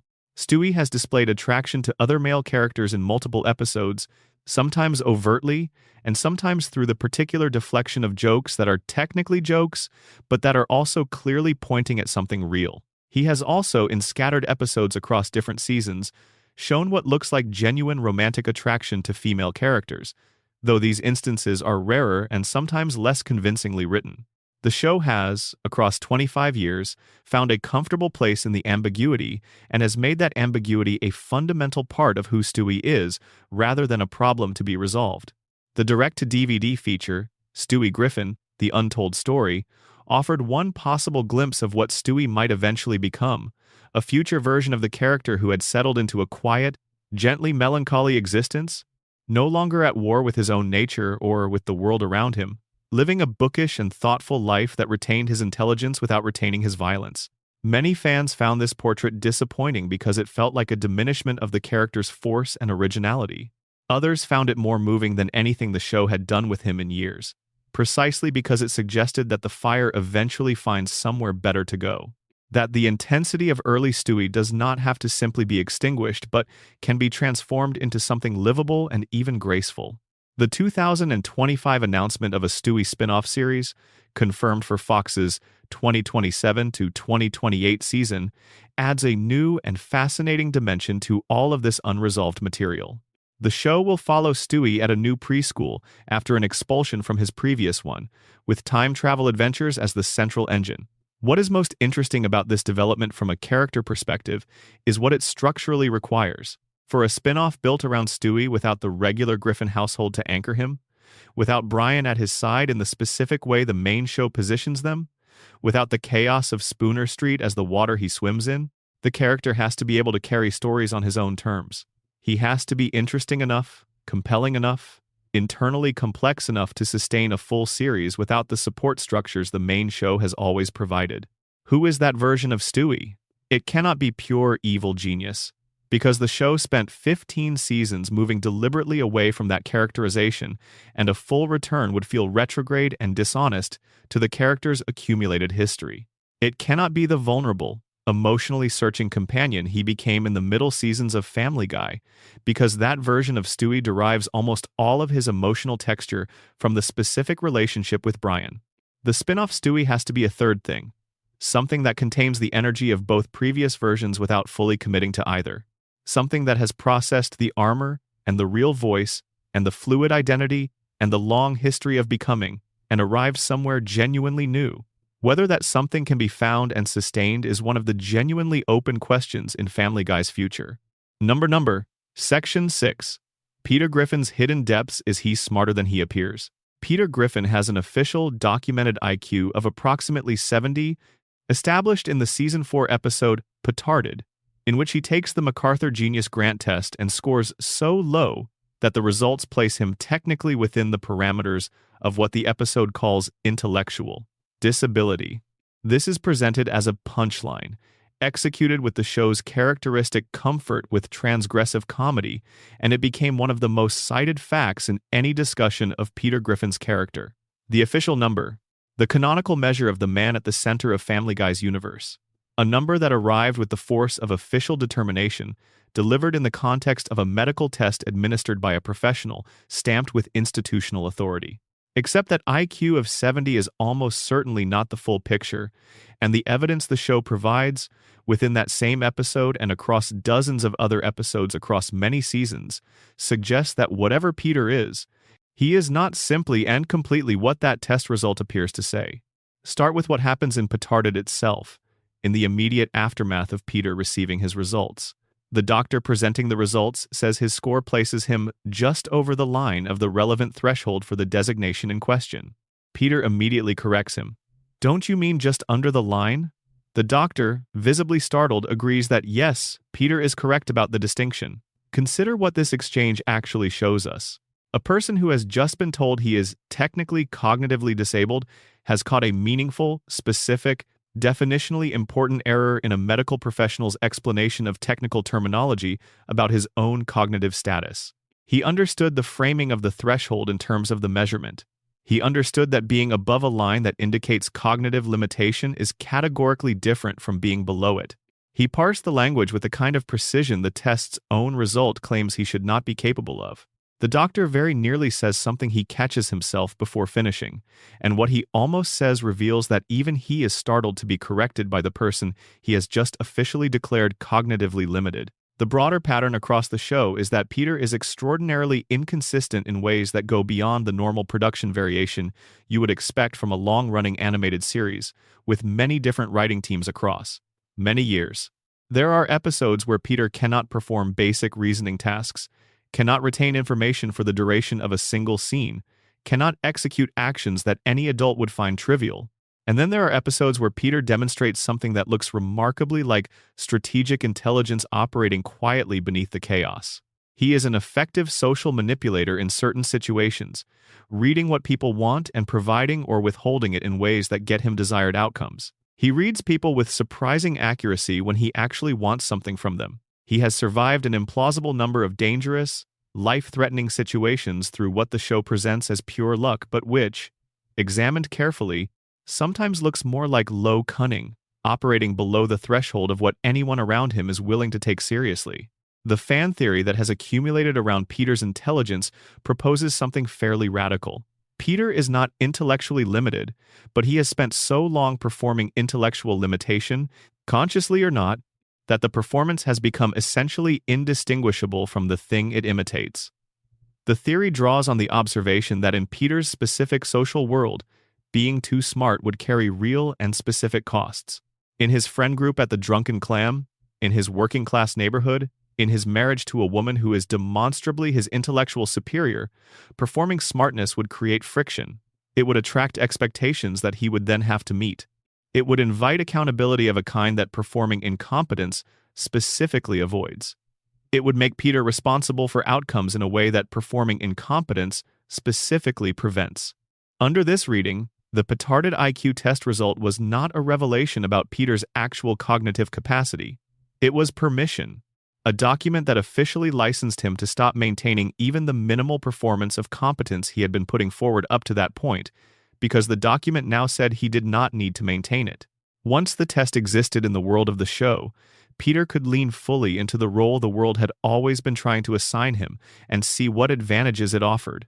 And the advantages turn out to be considerable. In the episode, Peter immediately discovers that the diagnosis generates forgiveness from people who would otherwise hold him accountable, lowers expectations to a level he can easily underperform while still getting credit for effort, and grants a kind of social immunity that he exploits with a speed and a thoroughness that is, when you think about it, quite impressive.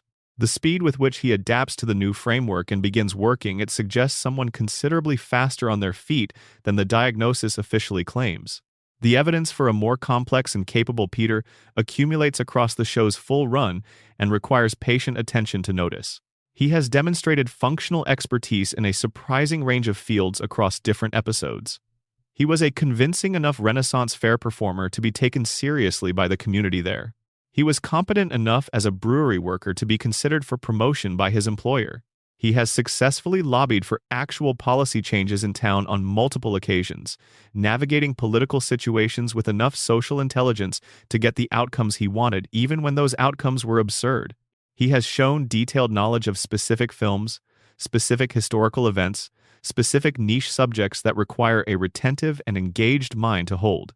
His recall of granular details from decades of popular entertainment is remarkable for someone whose IQ test result suggests difficulty with basic reasoning tasks. The more nuanced version of the theory does not claim Peter is secretly brilliant. It claims that his intelligence is real but narrow, concentrated in areas that standardized tests cannot and do not measure, and that the specific social context of his life does not reward. IQ tests are effective tools for measuring certain kinds of analytical and verbal spatial reasoning. They are considerably less reliable at measuring emotional intelligence, practical problem-solving ability, cultural and social knowledge, and the specific kind of interpersonal cunning that Peter displays in his best moments.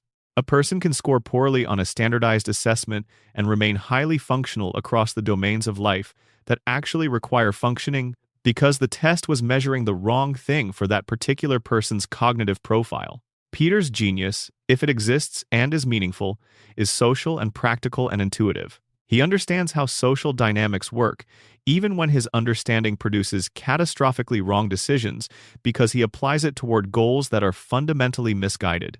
He knows what buttons to push to get reactions from the people around him, a knowledge that frequently misfires spectacularly but that also, sometimes, disconcertingly, works exactly as intended. The episodes where Peter accidentally succeeds at things he has no business succeeding at are played as slapstick comedy. But the slapstick requires an engine, and the engine is a mind operating in some register the show does not fully credit. The most ambitious version of this theory asks whether Peter's behavior across the run of the show might be, in some meaningful sense, strategic rather than simply incompetent. Whether the sustained chaos of his existence, the destruction, the poor choices, the apparently endless series of situations he creates and then navigates with somehow non-zero success, might be the product of a man who made a fundamental discovery about how the world works and has been acting on it every day since. The discovery is this: people who are underestimated are free in a way that people with established expectations are not. People who have been officially designated as not responsible for good outcomes are also, by the exact same logic, less liable for bad ones. A man whom everyone around him has decided cannot do better has enormous latitude. He can do exactly what he wants in any given moment, and the world around him has pre-decided that this is all that should be expected of him. The disappointment has already been priced in. Under this reading, Peter Griffin's life is not a comedy of errors. It is a very long-running, low-stakes performance of the most successful kind, the kind where the audience does not know they are watching a performance at all. The man who laughs at everything and breaks everything and survives everything is not failing to be better. He has decided, at some level that may or may not be fully conscious, that better is not worth the cost of what it would require. Number. Section 7. The Time Machine, the Multiverse, and the Questions that Break the Show's Own Logic. Stewie Griffin has a time machine. This is not a metaphor or an exaggeration or a one-off gag that appeared in a single episode and was quickly forgotten. It is a canonical, functional, repeatedly demonstrating feature of the Family Guy universe. Established in the early seasons as an element of Stewie's bedroom laboratory, and used across dozens of episodes in ways that have become central to the show's structural toolkit. When the writers need to put Brian and Stewie somewhere outside the normal confines of Spooner Street, somewhere genuinely different and strange, the time machine or its related technology goes in Stewie's pocket, and the adventure begins. It has sent them to multiple points in Earth's history, to documented moments from the show's own past, and to places that exist outside history altogether. It has allowed them to revisit and alter events within the show's own continuity, and it has, as the Season 12 arc involving Brian's death made completely explicit, the capacity to prevent irreversible events from remaining irreversible. Here is the problem that the show has never solved, that becomes more impossible to ignore with every additional season that passes, and that sits at the foundation of every serious discussion about what Family Guy's universe actually is and how it actually operates. If Stewie has a functional time machine, nothing that happens in Family Guy can matter in any permanent sense. Nothing, ever. This is not a small problem or a pedantic observation about internal consistency by fans who are being overly literal about the rules of a cartoon. It is the fundamental paradox at the heart of the show's entire narrative enterprise. Every bad thing that has ever happened in Family Guy's history, every trauma, every death, every apparently irreversible consequence of any character's choices across 25 seasons could in principle be undone by Stewie walking into his bedroom, picking up the device, going back 5 minutes before the bad thing happened, and preventing it. The show has demonstrated this capacity directly and completely explicitly. When Brian was killed by a car, Stewie went back and saved him. The mechanism works. The problem was solved. The death was undone. Nothing remained permanent. So why, across all the many episodes where terrible things happen to people Stewie genuinely cares about, does he not routinely use the machine to fix them? Why has he allowed dozens of apparently bad outcomes to stand when the tool to reverse them is demonstrably available in his bedroom? The show's implicit answer has always been that Stewie only deploys the machine for events that cross a specific threshold of personal importance to him. Brian's death crossed that threshold. Many other bad outcomes apparently do not. But this creates a portrait of Stewie that is philosophically troubling if you sit with it long enough. Stewie is a being who could, at any moment, prevent virtually any negative event in the lives of the people he has organized his emotional life around. He watches bad things happen to people he claims to care about and makes a judgment call about which ones qualify for temporal intervention. By what criteria does he make those calls? The show never says. The criteria are invisible, which means they are either completely arbitrary or they reveal something specific and perhaps uncomfortable about Stewie's actual emotional priorities that the show is choosing not to make explicit.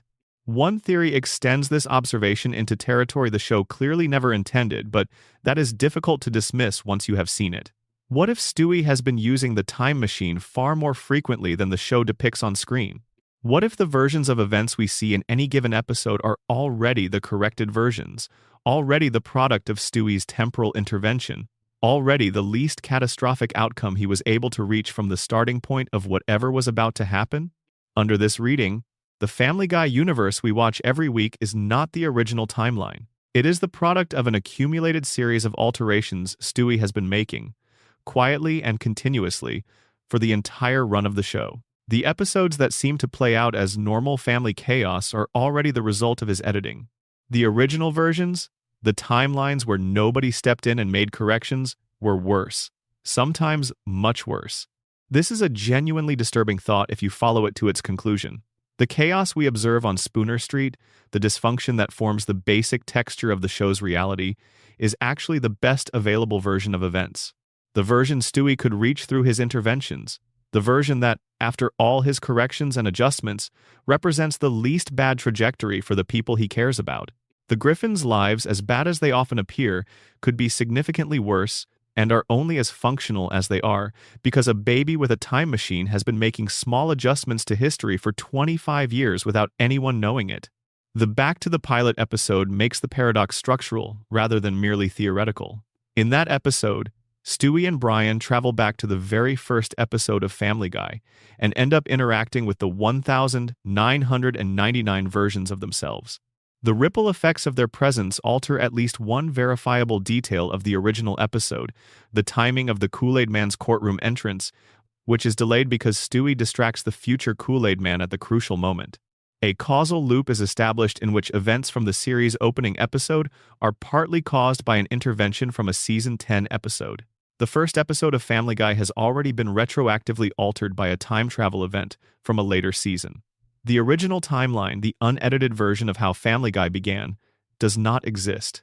It has already been changed. This means Family Guy began, in some formal sense, already broken, already containing within its origin point the seeds of its own temporal instability.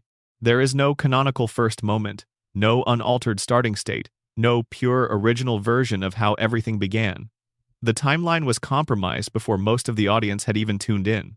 The Road to the Multiverse episode and the various adventures that built on it expand the implications further and into more vertiginous territory. When Stewie demonstrates access to an infinite number of parallel universes, each containing a different version of the Griffin family living out different versions of their lives, he reveals that the specific version of the Griffins we follow in the show's main timeline is not special in any cosmic or ontological sense.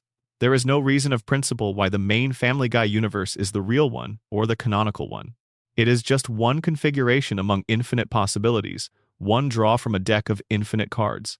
There are universes in which Peter is a genuinely good father who has found a way to direct his energy productively.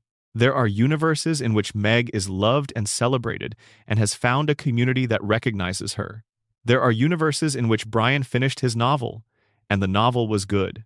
The multiverse makes all of those versions real, somewhere, which means that the particular configuration of dysfunction we watch week after week is not inevitable. It is a choice that the show makes, season after season, to stay in this branch rather than any of the available alternatives. And Stewie, who has visited those alternatives and knows they exist, keeps coming back to the main timeline. He uses the device to go look at other versions of his life, and then returns to this one. The easy reading is that he simply cannot navigate the multiverse with enough precision to move there permanently. The more interesting reading is that Stewie comes back to the main timeline, because this universe, with all its dysfunction and mess and imperfection, is the one where Brian is. Not a different Brian from a different branch. This specific Brian. And wherever this specific Brian is, That is where Stewie chooses to be. That is the answer the machine cannot give him but that he has already found. Number Section 8. Lois Griffin, the woman beneath the patients, and everything she hides. Lois Patrice Griffin is presented in Family Guy's early seasons as the most functional adult in the Griffin household. The reasonable one? The clear-eyed voice in rooms full of people who have lost perspective. The counterweight to Peter's chaos, the adult presence holding the family together by sheer force of personal competence and what presents as inexhaustible patience. She cooks, plays piano, corrects Peter, raises children, maintains the household, manages social obligations, and is, in the broadest strokes, the responsible one. The anchor around which the rest of the family's chaos can safely swirl. But Lois has always contained more than the show originally let on. And as the seasons have passed and the show has revealed her bit by bit, the picture that has assembled itself is of a person considerably darker and more complicated than the patient housewife the early seasons presented. The question is whether those additional layers represent genuine character complexity that the show discovered and developed over time, or whether they represent the show gradually and somewhat arbitrarily making Lois worse to generate new story material without a coherent underlying vision of who she is. The answer, when you look at it carefully, is that there is actually a coherent psychological portrait available in the accumulated material. But you have to construct it yourself, because the show will not do it for you. Start with her family background, which the show has established across multiple episodes with enough consistency to treat it as reliable character foundation. Lois comes from the Pewterschmidt family, established as one of the wealthiest families in the New England region. Carter Pewterschmidt, her father, is a man who uses money as a control mechanism with such thoroughness and consistency that it functions less like a personality trait and more like a governing philosophy. He has spent decades using his financial position to direct the behavior of the people around him, including and perhaps especially his daughter.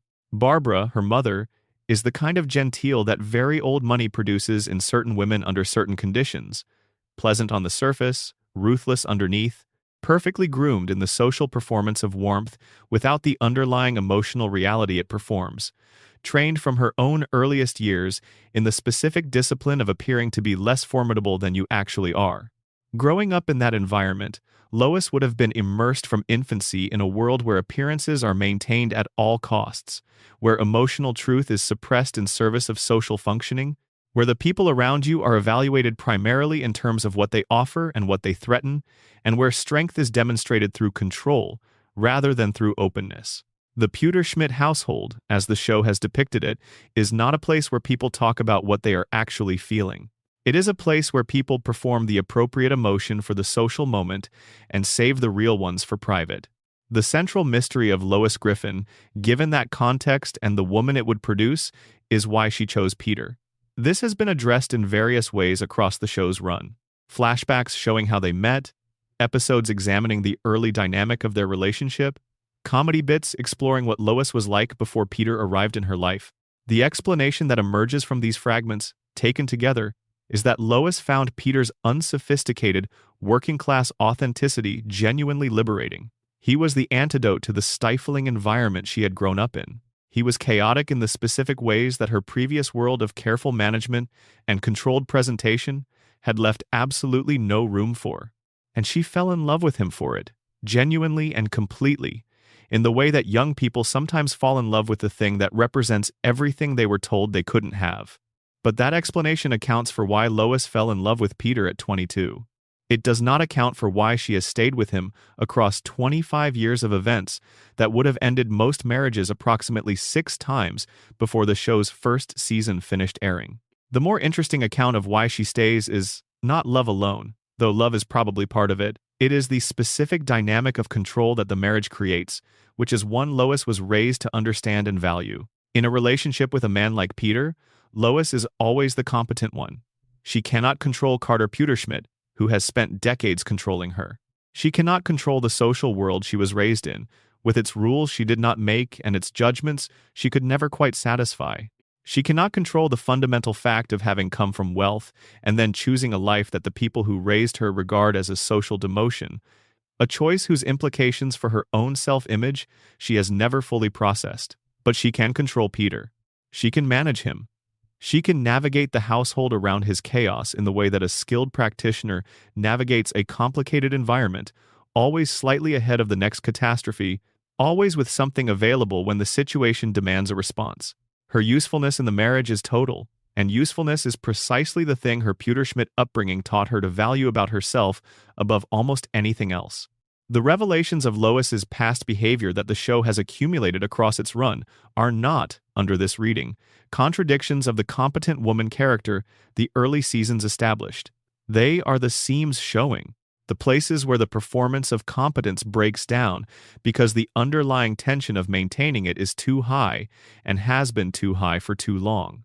The methamphetamine addiction established across multiple episodes, the criminal record including shoplifting, the occasional cruelty toward Meg, these are what happens when the careful management slips. When Lois is not performing for an audience, this is what she does with her unmonitored time and energy. The drug use and the petty crime are the pressure valves of a woman who has been holding too much together for too long and who has never found a way to talk about it directly.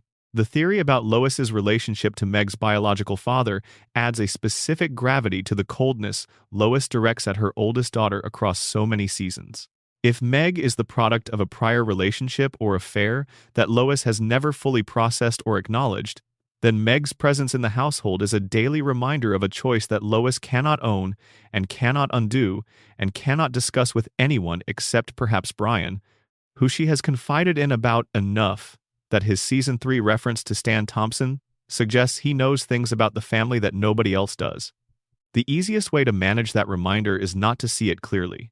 And the way Lois has chosen not to see Meg clearly is to not see her at all, to treat her as the least important person in the room, which is both the cruelest thing you can do to a child and the most psychologically convenient for a parent who cannot afford to look directly at what their child represents. The most quietly disturbing theory about Lois focuses on what she knows and what she has chosen, with full knowledge, not to act on. Because the physical evidence of Stewie's activities is real within the world of the show, the weapons are real. The time machine is real. Brian interacts with them. Events have been shaped by them. Lois has been in Stewie's bedroom. She has cleaned that bedroom. She has seen what is in it. And she has consistently done nothing about what she has seen, which is not the behavior of a woman who is simply inattentive or distracted by the general chaos of her household. It is the behavior of a woman who has looked at what is in that room and made a deliberate, considered decision not to engage with what it means. The theory holds that Lois knows, at some level that she may not allow to become fully conscious, that Stewie is genuinely extraordinary, not merely bright for his age, but extraordinary, in ways that place him categorically outside the normal parameters of parenting. And she has decided that the safest thing for everyone, including herself, is to maintain the fiction of his normalcy. To continue treating him like a regular baby, to smile at his elaborate speeches as though they are charming babble, to clean up after the weapons experiments as though they are simply unusual hobbies. Because engaging fully and honestly with what Stewie actually is would require her to confront a situation she has no framework for managing and no language for discussing. And Lois's entire identity is built around having a framework for managing everything that comes her way. The things she cannot manage, she has learned to pretend do not exist. It is the Pewter-Schmidt way. Section 5 continued. The layers beneath Stewie's transformation. There is one more dimension to the Stewie identity mystery that tends to get overlooked in conversations that focus primarily on the accent revelation and the sexuality question. It is the question of what happened to the evil genius himself, not just who he became, but what the transformation cost the show in ways that have never been fully reckoned with. In Season 1, Stewie was introduced as a single, complete, and utterly original idea. That idea was this: what if a baby were genuinely, functionally, terrifyingly evil, not comic book evil, not theatrical villain evil in the cartoonish tradition of animated antagonists, actually evil, in the way that a being with extraordinary intelligence and no socialized inhibitions and no moral framework that has been instilled by years of social interaction would be evil, cold, calculating, completely without guilt, brilliant in a way that the people around him cannot recognize because they have already decided he is not worth recognizing. The comedy of early Stewie came from the gap between what he was and what he looked like. He was 1 year old. He was wearing a onesie and sitting in a high chair and eating strained peas off a plastic spoon. And he was calmly, methodically, without any particular emotional drama, planning the murder of his mother and the conquest of civilization. The juxtaposition of the most innocent possible physical form with the most guilty possible interior life was the joke. And it was a genuinely great joke because it pointed at something real about how we categorize innocence. We assign innocence to certain bodies and certain ages automatically, without checking whether the assignment is accurate. Stewie was the test case for what happened if the automatic assignment was wrong. What the writers decided in Season 4 was that they had exhausted this concept, that there were no more angles left to explore, that continuing to run the evil baby bit would make it feel stale. And so they began the transition toward the softer, more emotionally available, more relationship-focused Stewie who has dominated the show ever since. The counter-argument that fans have made consistently and with some force is that the concept was not exhausted, it was abandoned.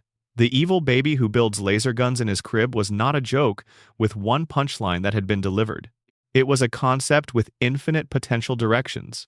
New inventions, new targets beyond Lois, new alliances, and new enemies. The development of Stewie's evil over time into something more sophisticated and more genuinely dangerous. The exploration of what happens when a being with this level of intelligence and this complete absence of moral constraint actually begins to accumulate power and resources. None of that was ever explored. The writers walked away from it not because it was finished, but because it was easier to walk away than to find new ways into it. The proof is in the runtime. The show has now produced far more seasons with the soft, emotionally open, friendship-focused Stewie than it ever produced with the evil genius version.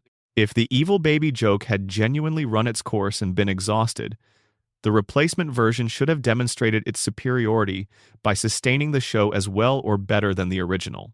Instead, the middle and later seasons of Family Guy are consistently rated lower than the early seasons. The replacement version of Stewie is not generating the same quality of material that the original version did, which suggests that the retirement of the evil genius was a creative error rather than a natural evolution, and that what was lost when it happened has never been fully replaced. The spin-off that is coming, the Stewie series announced for 2027, represents an opportunity to find out whether there is a third version of this character that can work as well as the first version did, without being a simple return to it. If the spin-off succeeds, it will have discovered something new about who Stewie is and what he can do. If it struggles, it will confirm that what made the character irreplaceable was the specific thing that was retired and that has not been adequately replaced. Section 6 continued. What Peter knows that he pretends not to know. There is a specific category of episode across Family Guy's run that deserves its own examination because it constitutes evidence for the hidden intelligence theory that is difficult to account for any other way. These are the episodes where Peter, for reasons the story requires, has to actually know something or do something that his established characterization should make impossible for him to know or do. And he does it, without particular struggle. Without the elaborate comedic failure that normally accompanies any attempt by Peter to operate in a domain that requires intelligence. In one episode, Peter becomes a licensed psychiatrist through a loophole and begins seeing patients. He is remarkably effective. His patients improve. His methods, while unorthodox, produce genuine therapeutic results.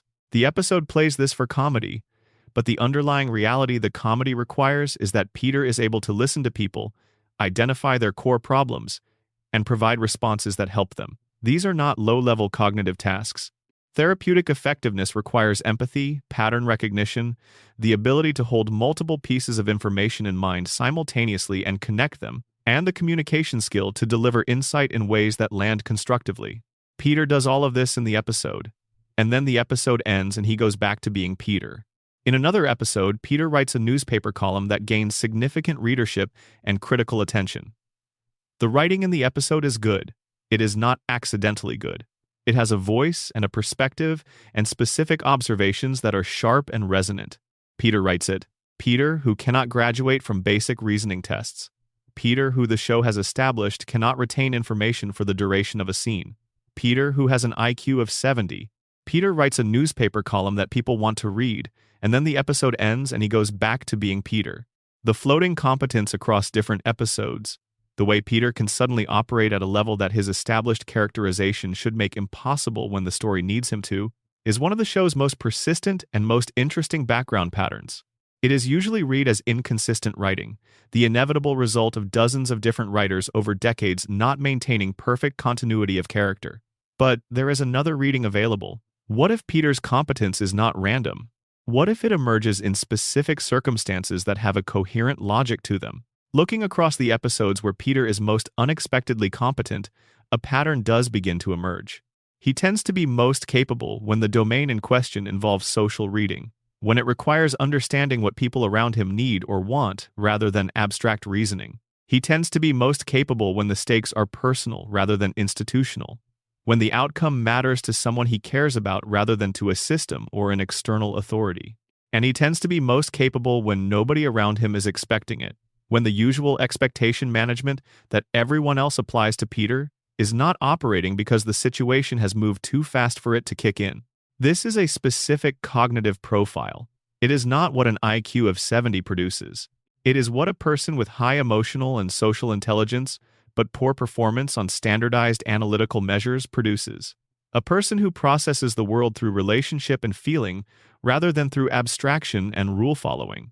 A person who cannot tell you what the cognitive steps of a solution are, but who can find the solution anyway because their mind reaches it through a route that the assessment tools cannot track.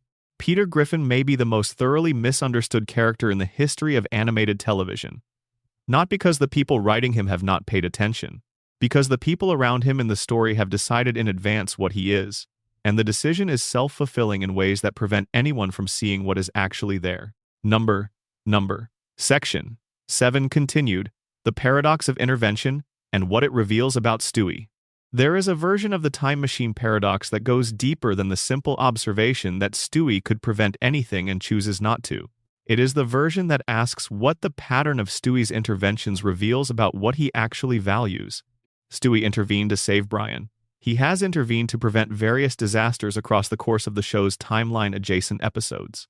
He has used the machine to revisit and alter moments from his own past when the emotional stakes were high enough. What he has not done, across 25 years of the machine being available to him, is use it to change the fundamental conditions of his life. He has not gone back to stop himself from being born into this particular household. He has not used it to place himself in a family where he would be understood and taken seriously. He has not used it to prevent any of the sustained dysfunction that defines his daily existence. The absence of these interventions is as meaningful as the interventions he has made. A being with a time machine who chooses not to use it to improve their fundamental circumstances either cannot make those changes or has decided they do not want to. The cannot interpretation is easy. Maybe the mechanics of the machine prevent alterations that would erase the machine's user. But the does not want to interpretation is more interesting and more revealing. What if Stewie, who has had access to a tool that could place him anywhere in time and effectively anywhere in circumstance, has decided that this particular household, this particular family, this particular chaotic and imperfect and frequently unkind set of relationships is where he wants to be? What if the evil genius baby who spent his first 3 seasons plotting to escape his situation has actually chosen, sometime in the years since, to stay in it? Not because he cannot leave, because leaving would mean leaving Brian and the household that contains Brian and everything else that has grown up around that central fact of his emotional life. This reframes Stewie's entire arc.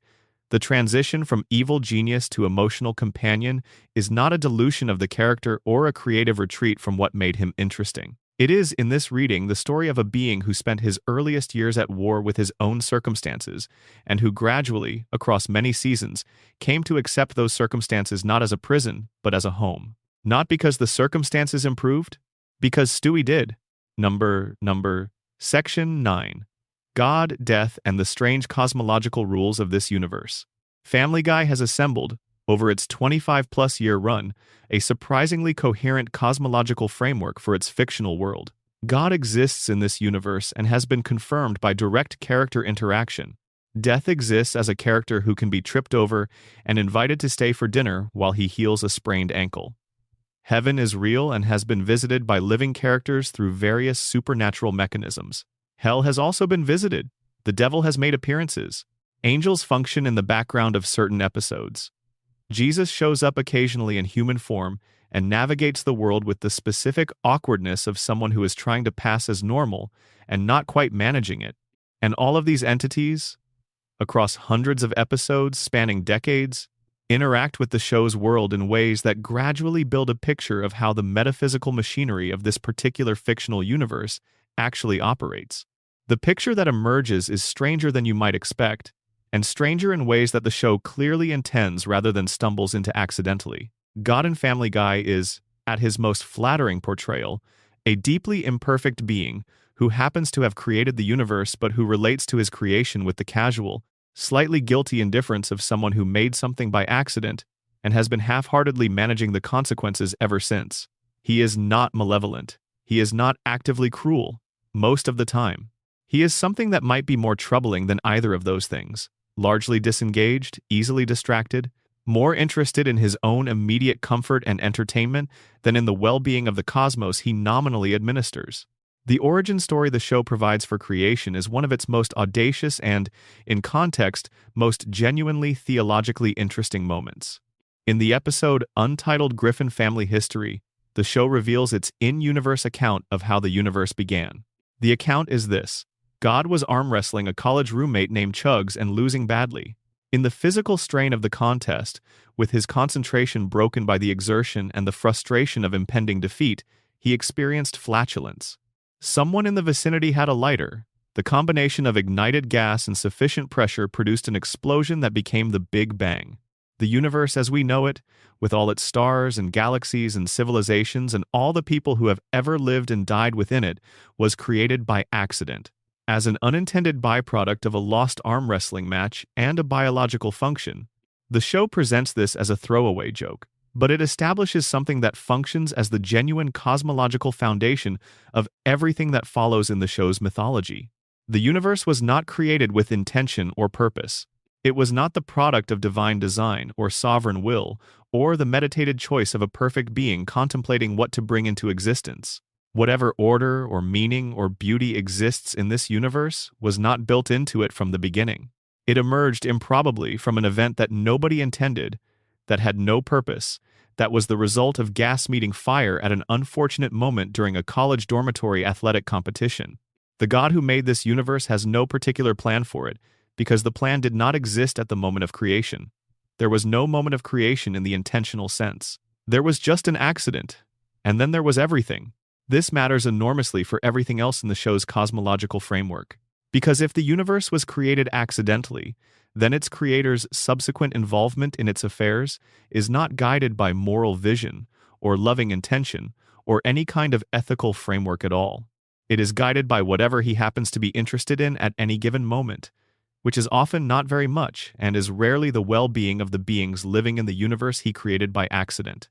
In 3 Acts of God, when Peter and the gang actually meet God in person and discover that he has been deliberately engineering specific bad outcomes in professional football, specifically because he finds it entertaining and somewhat funny, the reveal lands as comedy. But its implication, when you hold it up to the cosmological light, is serious. The suffering of specific people in this universe is sometimes deliberately caused by the universe's creator, not as punishment, not as a test designed to produce growth or wisdom, as entertainment for a being who has unlimited power and an apparently very low threshold for boredom. The implications for prayer in this universe are significant and somewhat bleak. Prayer is the act of attempting to attract the attention of an easily distracted, self-interested entity who has an infinite amount of other things competing for his notice at any given moment.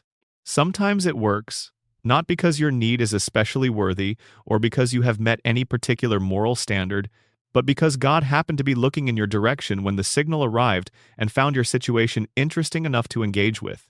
Sometimes it does not work because he is doing something else. Sometimes it does not work because he actively finds the outcome of not answering more entertaining than the outcome of answering. The universe of Family Guy is not malevolent. It is administered by someone who is not particularly engaged with what he created and who has no coherent ethical framework governing when and how he intervenes. Death, as a recurring character, provides a different and in some ways more affecting dimension to the show's metaphysics.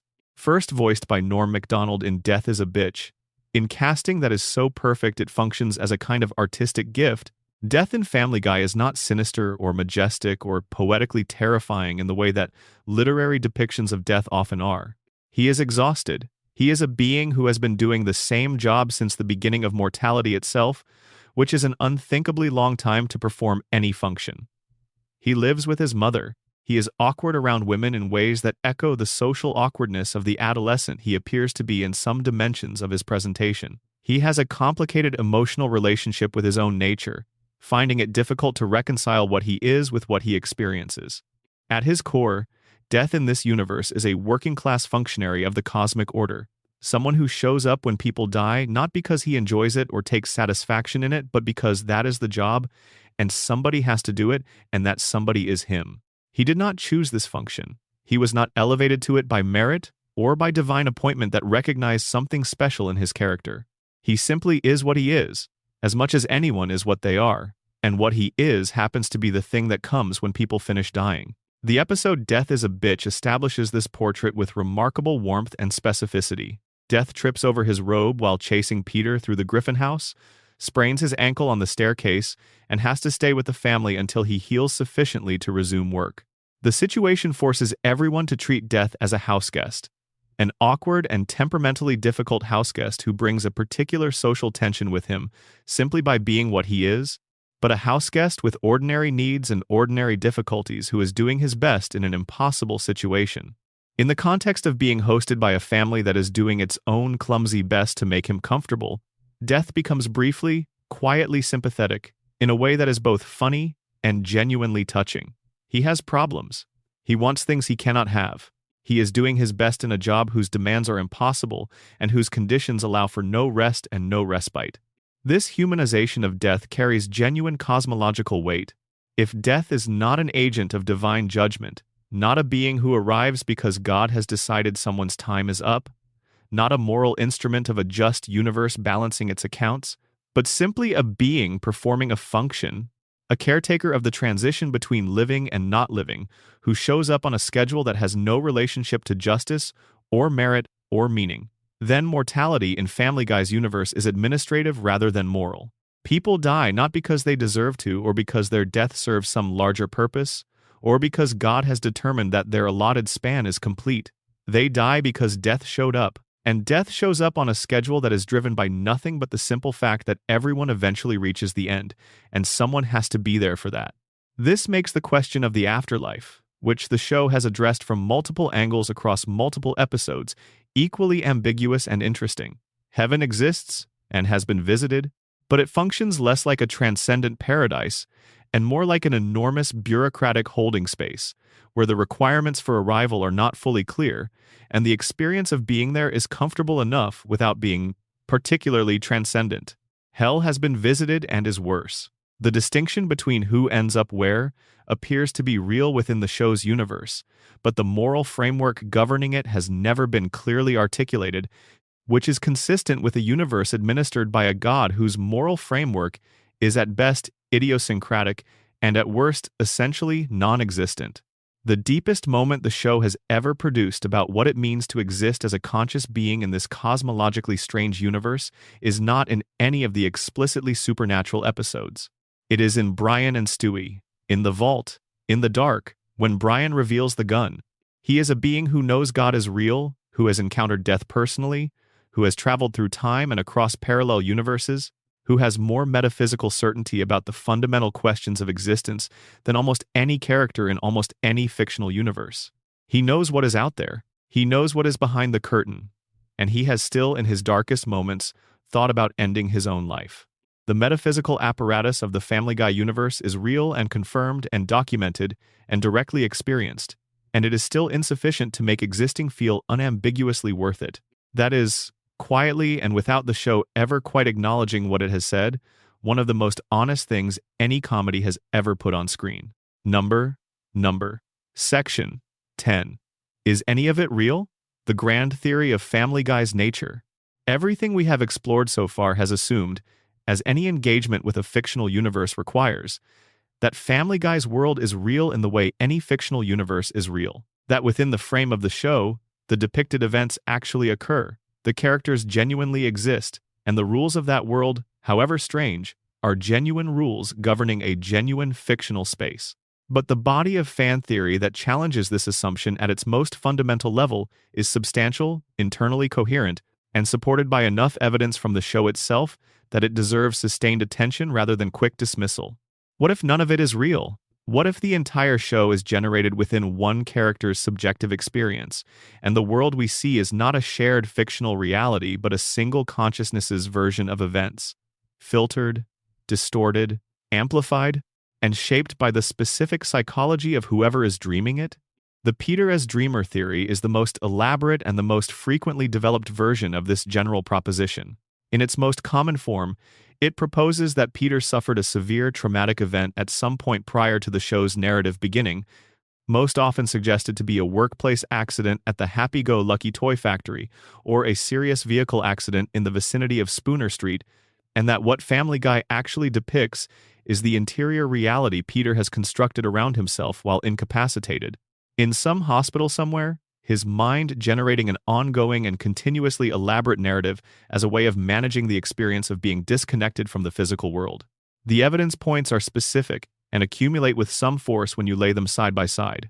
Peter's universe is centered entirely on his own desires and anxieties, in a way that fictional universes generated by imagination consistently are. The things he loves most, beer, television, his particular group of friends, the local institutions he has always frequented, the town he has always lived in, are given permanent and comfortable form in the neighborhood. Nothing he loves is taken away permanently. Nothing stays changed in the ways that would change it if the changes were real. The things he fears most, failure and abandonment, and not being loved by the people around him, appear as recurring threats that are always ultimately survived. Every catastrophic event resolves. Every death gets undone. Every relationship, however badly damaged in any given episode, gets repaired enough to continue by the time the next episode begins. This is not how reality works. This is how wishful thinking works, and specifically how a traumatized mind generates a safe world to inhabit while the body it lives in heals. The character's consistent failure to age is exactly what you would expect from a mind generating versions of its loved ones, based on the frozen images it holds of them in memory, rather than updating them in real time through continued external contact. The version of Chris that Peter's mind holds is the 13-year-old he knows and loves, and whose essential character he understands. The version of Meg that exists in Peter's imagined world is the teenager he has always known her to be, frozen at the moment his knowledge of her was deepest. Time moves in the world outside the hospital window, and current events bleed into the narrative because Peter's mind is still connected, at some thin and tenuous level, to the real world flowing past him outside. But the people he loves are frozen at the moments he cherishes most, because those are the moments his mind can access, and updating them in real time is not something a dreaming or recovering mind can do. Brian's extraordinary nature is explained, under this reading, by the relationship Peter has with an actual dog he owns or owned before the accident. Whatever the real dog's name is, whatever simple and ordinary animal his companion actually is, Peter's mind has elevated him into the kind of being Peter desperately wants and needs his closest companion to be. Intelligent enough to have real conversations with, articulate enough to understand everything Peter says and to respond in the ways Peter needs him to respond. Loyal in a way that goes beyond the ordinary loyalty of a pet. The dog is real. The version of the dog in Peter's mind is the version he wishes the dog could be, and the gap between the two is the measure of his loneliness. The Meg as dreamer theory is darker and in some ways more moving and more difficult to sit with. In this version, Family Guy is Meg's internal life, the story she tells herself about her family and about what it means to be her. Every dimension of the show is amplified by the specific distortions that come from being a teenager who has internalized the message that she is not worthy of love or serious attention.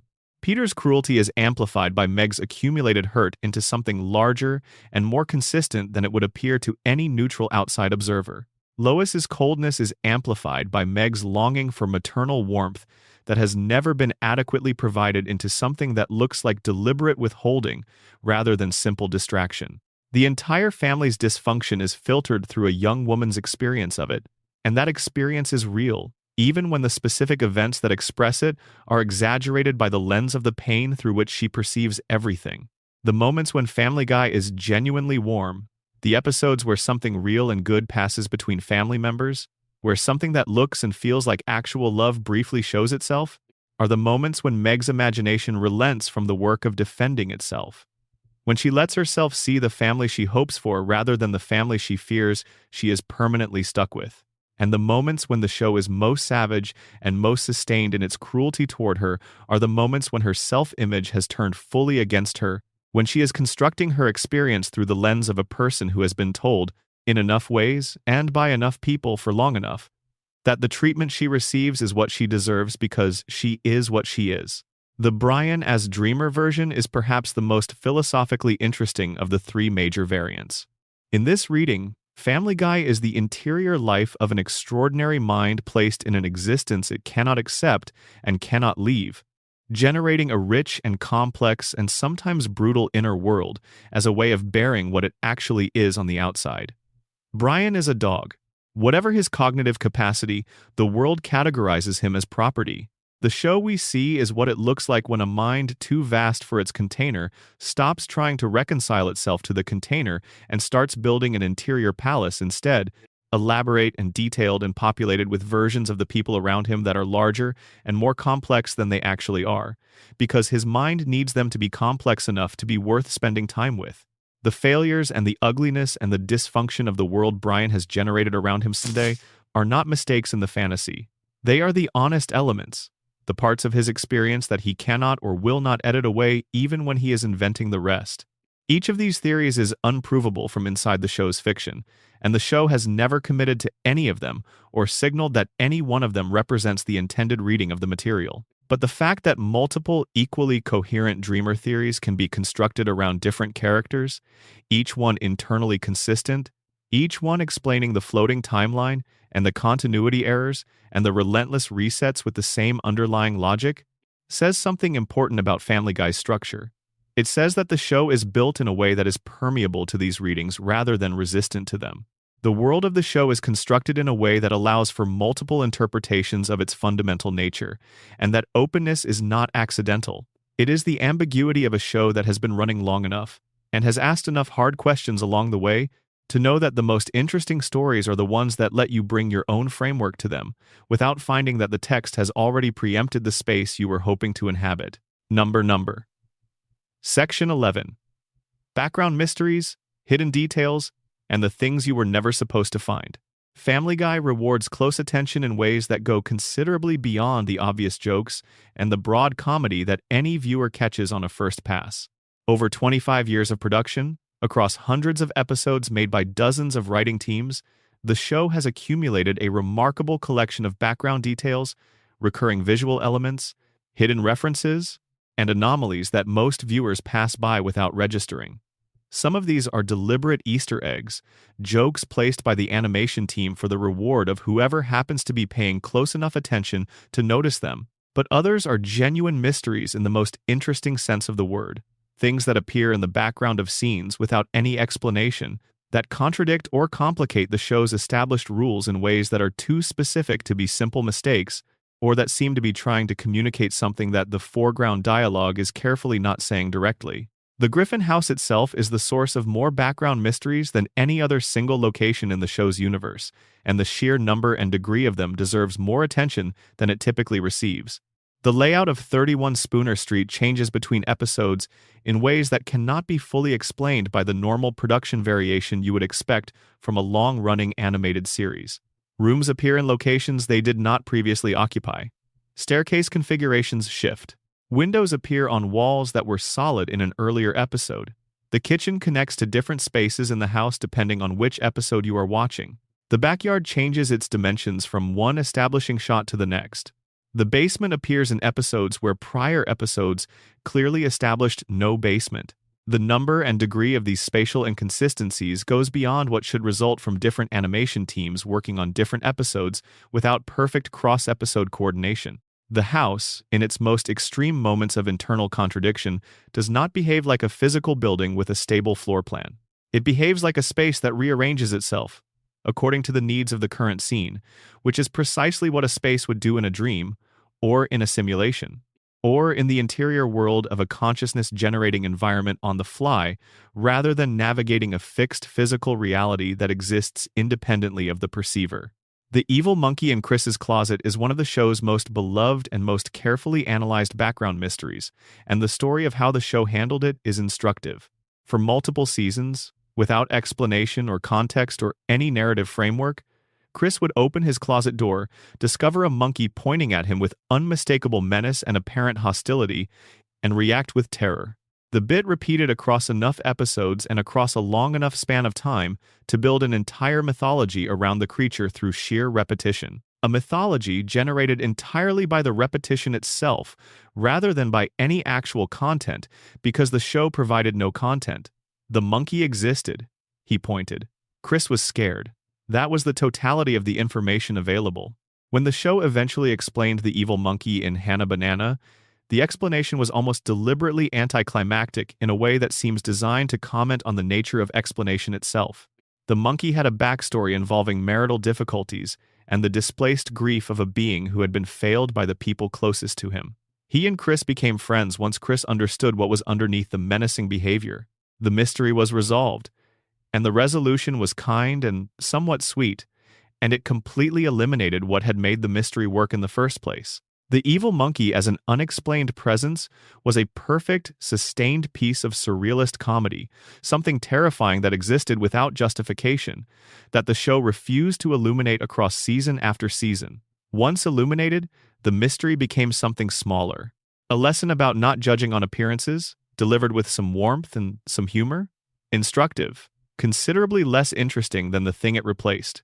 The pattern of generating mysteries through sustained, unexplained repetition, allowing them to accumulate significance through that repetition, and the imaginative investment of viewers who start wondering, and then eventually providing explanations that are always more ordinary than the mystery deserved, is one of Family Guy's most consistent artistic habits and, arguably, one of its most consistent artistic failures. The show is better at building mysteries than at honoring them with resolutions that are worthy of what the mysteries became in the audience's imagination.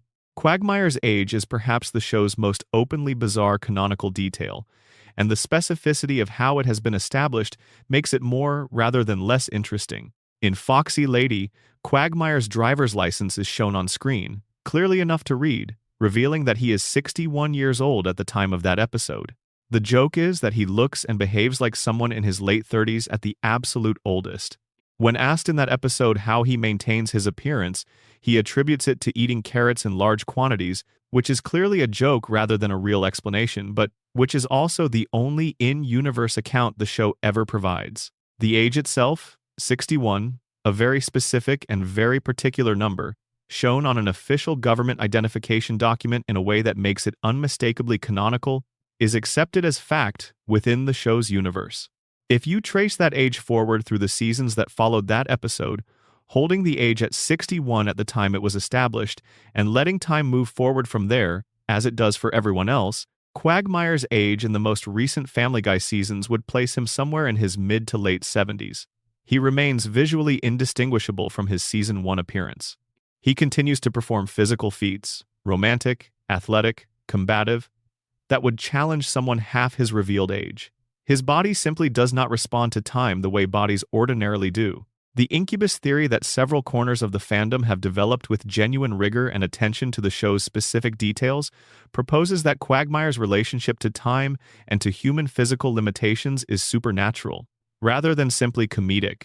An incubus, a supernatural being of folklore tradition whose fundamental nature is organized around attraction and seduction as biological function rather than social behavior, would not age at the rate of ordinary human beings, would be immune to the physical consequences of the lifestyle Quagmire lives, because that lifestyle is what the creature is, rather than a choice being made against the body's interest, would maintain an appearance perpetually calibrated to maximum attractiveness, because that is what the nature of the being requires in order to fulfill its function, and would carry no meaningful long-term consequences from the various infections and injuries Quagmire has sustained across the show's run, because the supernatural body processes these things according to different rules than the human body does.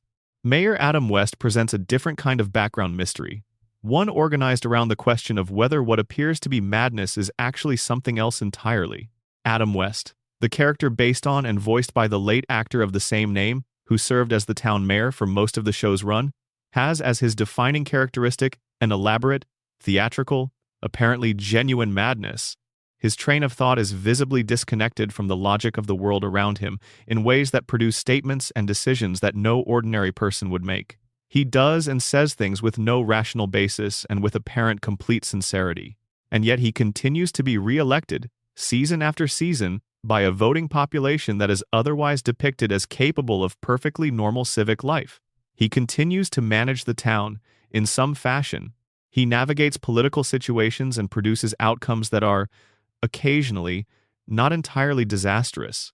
The theory that Mayor Adam West is entirely sane, that the madness is a carefully maintained performance built around a specific political insight, explains all of this with unusual elegance. A politician who makes himself impossible to categorize in conventional political terms cannot be attacked by conventional political means. His apparent madness is armor of a particular and sophisticated kind. It lowers expectations to a level he can easily exceed, generates memorable and shareable coverage in the place of neutral and forgettable coverage, and makes him impossible to dismiss because he is always slightly ahead of the dismissal by doing something new and strange and unexpected before the dismissal can land. The moments throughout the show where Mayor West says something that, despite the circuitous and bizarre route it took to get there, arrives at exactly the correct destination are the moments when the man behind the performance is briefly visible. The Conway Twitty gag is a mystery of a very different kind, one that is less about what is hidden in the show and more about what the show is willing to do to its own audience. The gag, which appeared multiple times across several seasons, consists simply of the show cutting to an extended, unedited performance by the country singer Conway Twitty singing one of his songs, with no punchline or twist or connection to the episode's plot, and then cutting back to the main story after the performance ends. The first time it appeared, the sheer unexpectedness of having the show simply stop delivering comedy and play a real country music performance for an extended period was itself comedic. By the third and fourth appearances, something stranger was happening. The show was openly demonstrating that it could put anything on screen, including something that is explicitly and deliberately not funny, and a sufficient portion of the audience would keep watching anyway. It was testing the strength of the compact between the show and its viewers. It was asking how much it could take before the compact would break. The Conway Twitty gag is a mystery about the relationship between a long-running show and the audience that has committed to it, about how much a show can ask of viewers before the asking becomes more than the investment is worth, about what happens when the thing you are watching becomes aware that you will keep watching regardless of what it shows you, and makes that awareness visible and uses it as material. Number. Section 9 continued. The theology of a show that has met God and remains uncertain. The most theologically interesting thing about Family Guy's God is not his laziness or his indifference or his accidental creation of the universe. It is the fact that the characters who have met him in person, who have spoken with him directly, who have received his company for the duration of an episode, come away from those encounters essentially unchanged. Meeting God is, in every major religious and philosophical tradition that takes the concept seriously, supposed to be transformative. You are not supposed to be able to have direct contact with the ground of all being, and then go home and have the same problems you had before. The encounter is supposed to reorganize something fundamental, to answer something or reveal something or demand something that rearranges the hierarchy of what matters and what does not. In Family Guy, Peter meets God and asks him to stop making the referee calls go against the Patriots. God agrees to consider it. Peter goes home. Nothing is transformed. The encounter is treated as entirely transactional, and the transaction is about football. The God who created the universe by accident is asked about football and responds about football, and the meeting concludes. This is, in its way, the most nihilistic thing Family Guy has ever done. Not the graphic violence or the sustained cruelty toward Meg, or the various moments of transgression that earned the show its reputation for pushing boundaries. Those transgress specific moral norms. The football God scene transgresses something more fundamental, the assumption that the universe is organized around something that matters. In the Family Guy universe, the universe's creator is available for conversations about football. The creation has no more metaphysical gravity than any other request for service. And yet the show keeps having the characters pray, keeps having them invoke God's name in earnest moments, not just as profanity but as genuine address. keeps treating the presence of God in the universe as something that should mean something, even when the specific God it has presented gives no real reason to believe it does. The contradiction between the God the show has depicted and the weight the characters give to the concept of God is one of Family Guy's most unexplored and most genuinely interesting ongoing tensions. Number. Section 10 continued. The simulation theory and what it would mean. There is a version of the dreamer theory that dispenses with the question of which specific character is dreaming and asks instead whether the entire world of Family Guy might be a simulation of some kind. Not in the philosophical sense that our own reality might be a simulation, but in the more specific and testable sense that the world of the show exhibits properties that are more consistent with a simulated or computationally generated environment than with a genuine physical reality. The floating timeline is the most obvious of these properties. Simulated environments often have difficulty maintaining genuine temporal consistency because the computational resources required to model time accurately across all variables are enormous, and real-time systems prioritize functional consistency over historical accuracy. A simulated version of the show that was running on limited resources might maintain present-moment coherence, individual episode internal consistency, at the cost of cross-episode historical accuracy. The characters would experience their moments as real and continuous, while the underlying system struggled to keep the historical record straight. The house layout inconsistencies fit this model as well. A simulated environment that does not have access to a fixed geometric model of all spaces, that generates space as needed for each scene, rather than maintaining a stable, underlying architecture, would produce exactly the kind of spatial inconsistency that 31 Spooner Street exhibits across the show's run. The house does not have a canonical floor plan because the system generating it does not maintain one. It generates what the scene needs when the scene needs it and does not preserve the record. The characters' responses to impossible events, the relative ease with which the Griffins accept dragons and aliens and time travel, and God appearing for dinner, and Death sitting in their living room nursing a sprained ankle, is consistent with beings whose experiential parameters have been calibrated not to flag these things as anomalous, because the system they inhabit contains them as normal. They are not surprised by impossibility, because impossibility is part of the baseline experience the system provides. This theory does not necessarily conflict with the dreamer theories.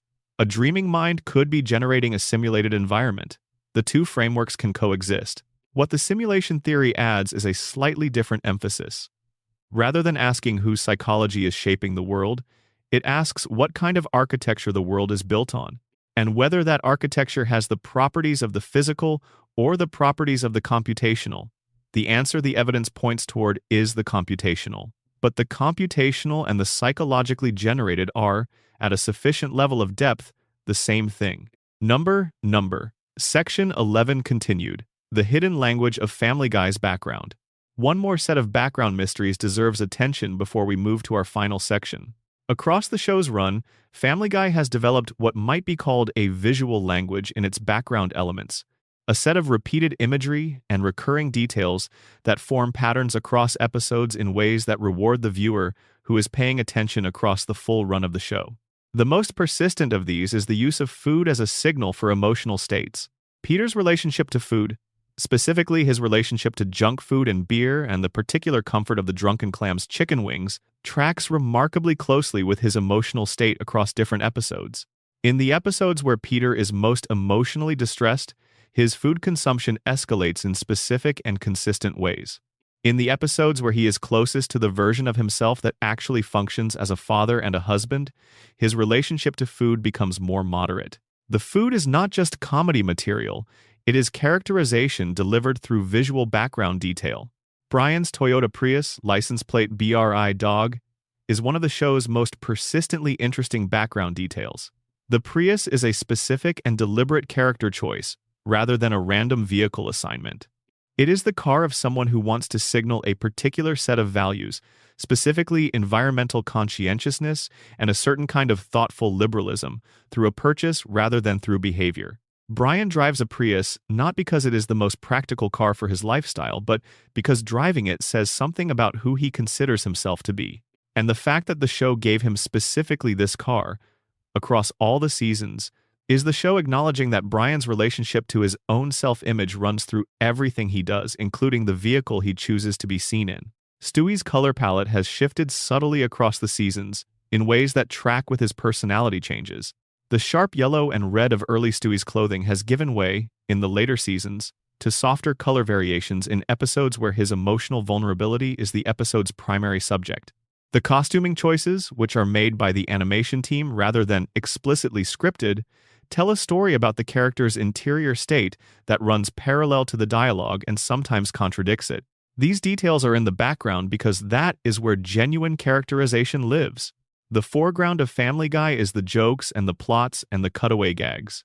The background is where the show reveals what it actually thinks about the people it has created, in the language of specific choices made by the teams who draw and color and build the visual world of the show week after week across a quarter-century of production.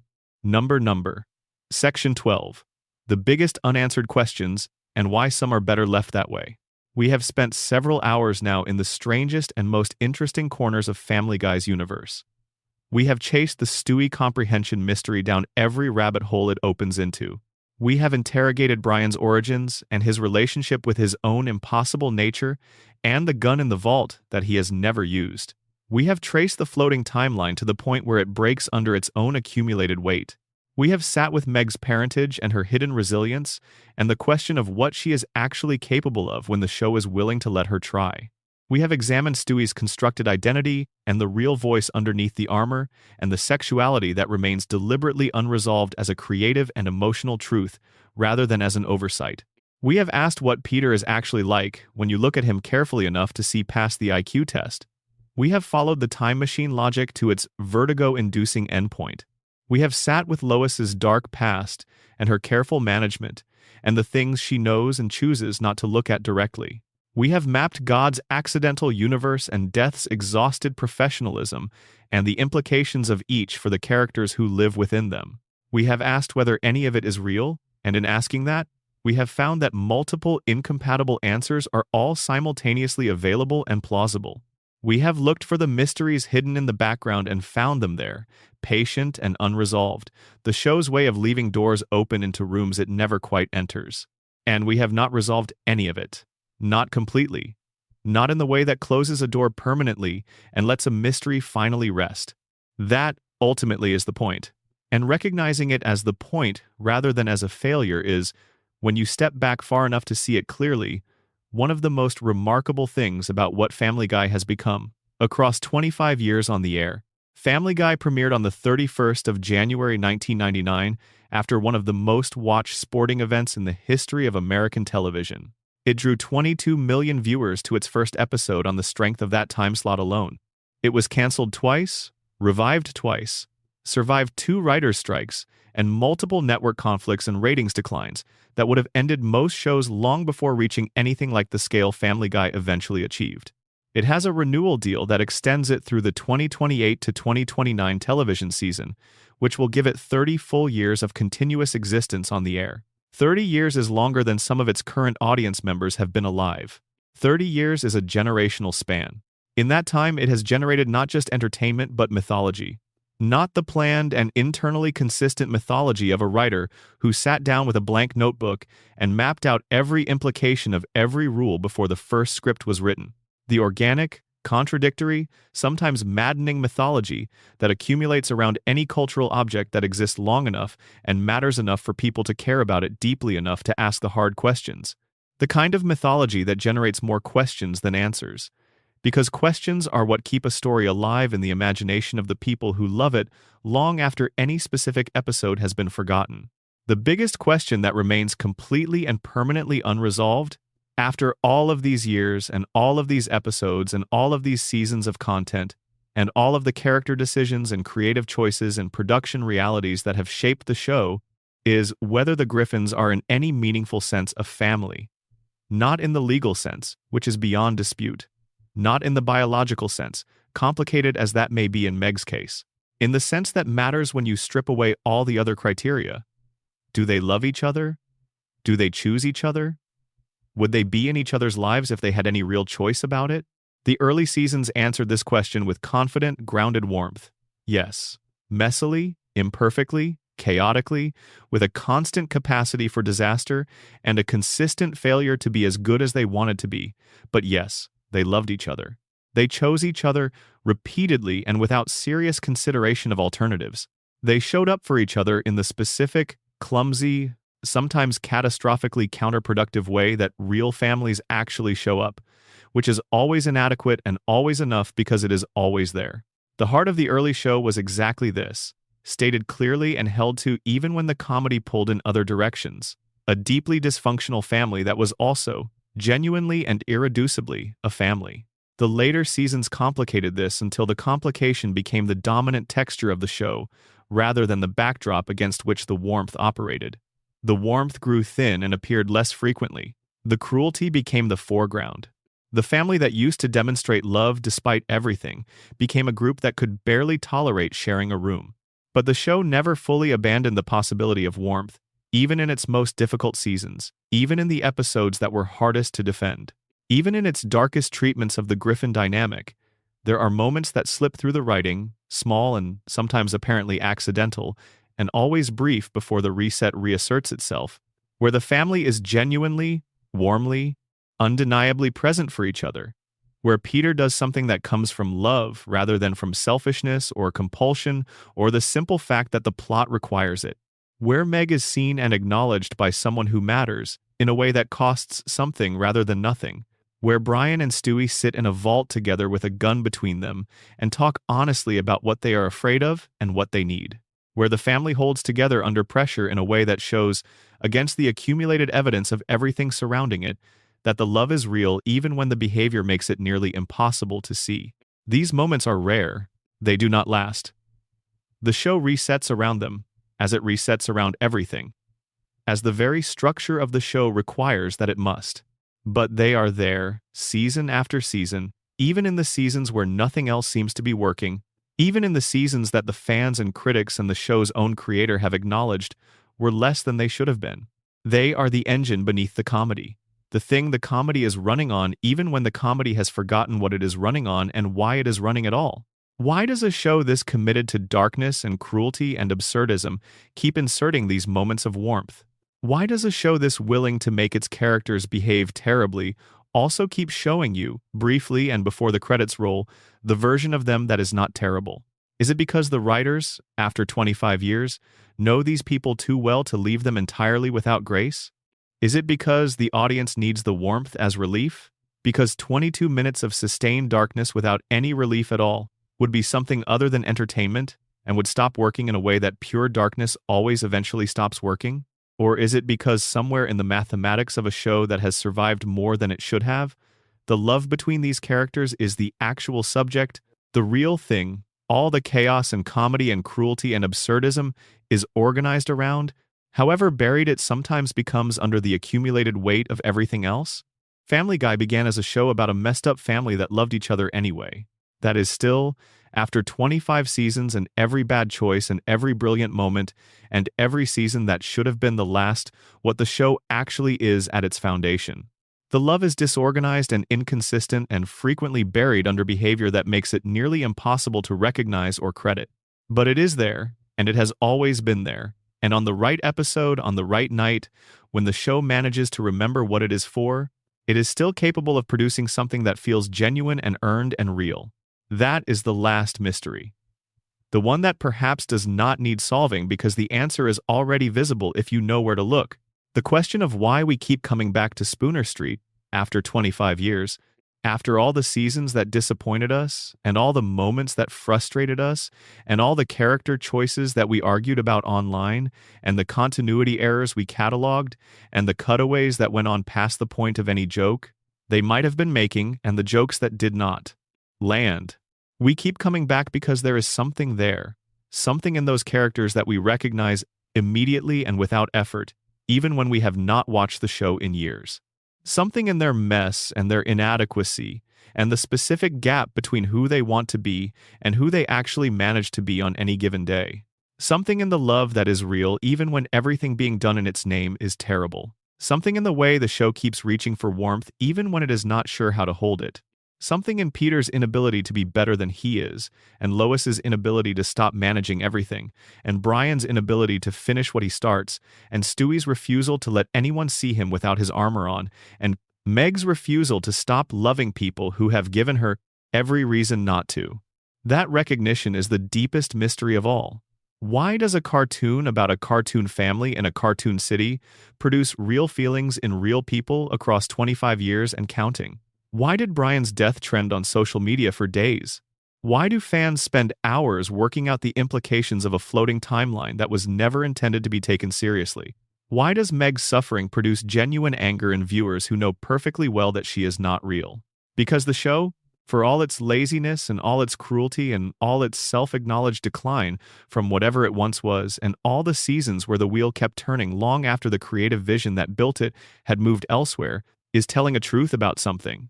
About what families are like on the inside when you are inside them and cannot easily leave.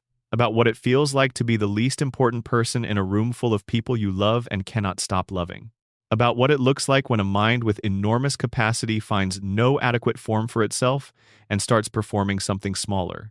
About the weight of being placed in a container that does not fit you and having to decide every day whether to keep trying to fit or to stop pretending the mismatch is not there. About what it means to be a baby who cannot speak and who feels everything, and who constructs a whole elaborate character around a voice that belongs to someone he wishes he were, because the voice he was born with does not feel like enough. None of it is going to be resolved. The show will keep going. The mysteries will keep accumulating. Brian will keep driving his Toyota Prius with the BRI dog license plate. Stewie will keep performing his British accent for reasons it took 18 seasons to explain, and that the explanation only deepened. Peter will keep choosing the reading of reality that lets him off the hook for the things he has done and will do. Lois will keep managing everyone around her except the things that cannot be managed. The things she has decided it is safer to pretend do not exist. And Meg will keep getting up every morning in a household that does not know what to do with her, going to a school that does not have a place for her, and finding ways to keep being there, keep trying, keep caring about people who do not adequately care about her back, because she is the toughest person in that building, and the show has never given her full credit for it. Some questions are better left open. Some stories are more alive in the space of their unresolved questions than they would ever be with the answers filled in and the doors closed. Family Guy has spent 25 years being considerably better at generating mysteries than at resolving them. And it turns out that this is the right trade-off for a show that wants to survive. As long as the questions keep asking themselves, as long as you can finish an episode and find yourself wondering what is actually happening underneath the joke, the show is still alive in the way that matters, still earning its existence in the imagination of the people who have chosen, for whatever personal and inexplicable reasons, to spend time with it. That is where we leave this. Not at an ending, because these stories do not end. At a pause. A long, comfortable, thoughtful pause, before the next question arrives and we start pulling at it together. Number, deeper into Section 2. The dog who was never just a dog. The question of Brian's intelligence and its possible origin connects to a broader, unresolved thread about how Family Guy imagines the relationship between biology and identity. Brian is, at the physical level, a dog, but the show has always treated him as a person in the ways that matter most. He votes, he has political opinions, he has romantic relationships that are taken seriously enough to cause real emotional damage when they end. He has a writing career that he cares about with the specific anguish of someone who believes they have something to say and cannot find the form that lets them say it effectively. He ages, in the emotional sense, even if not in the physical sense. He has a history that shapes him and regrets that follow him. In one of the show's stranger and more revealing episodes, Brian and Stewie spend a week in each other's bodies.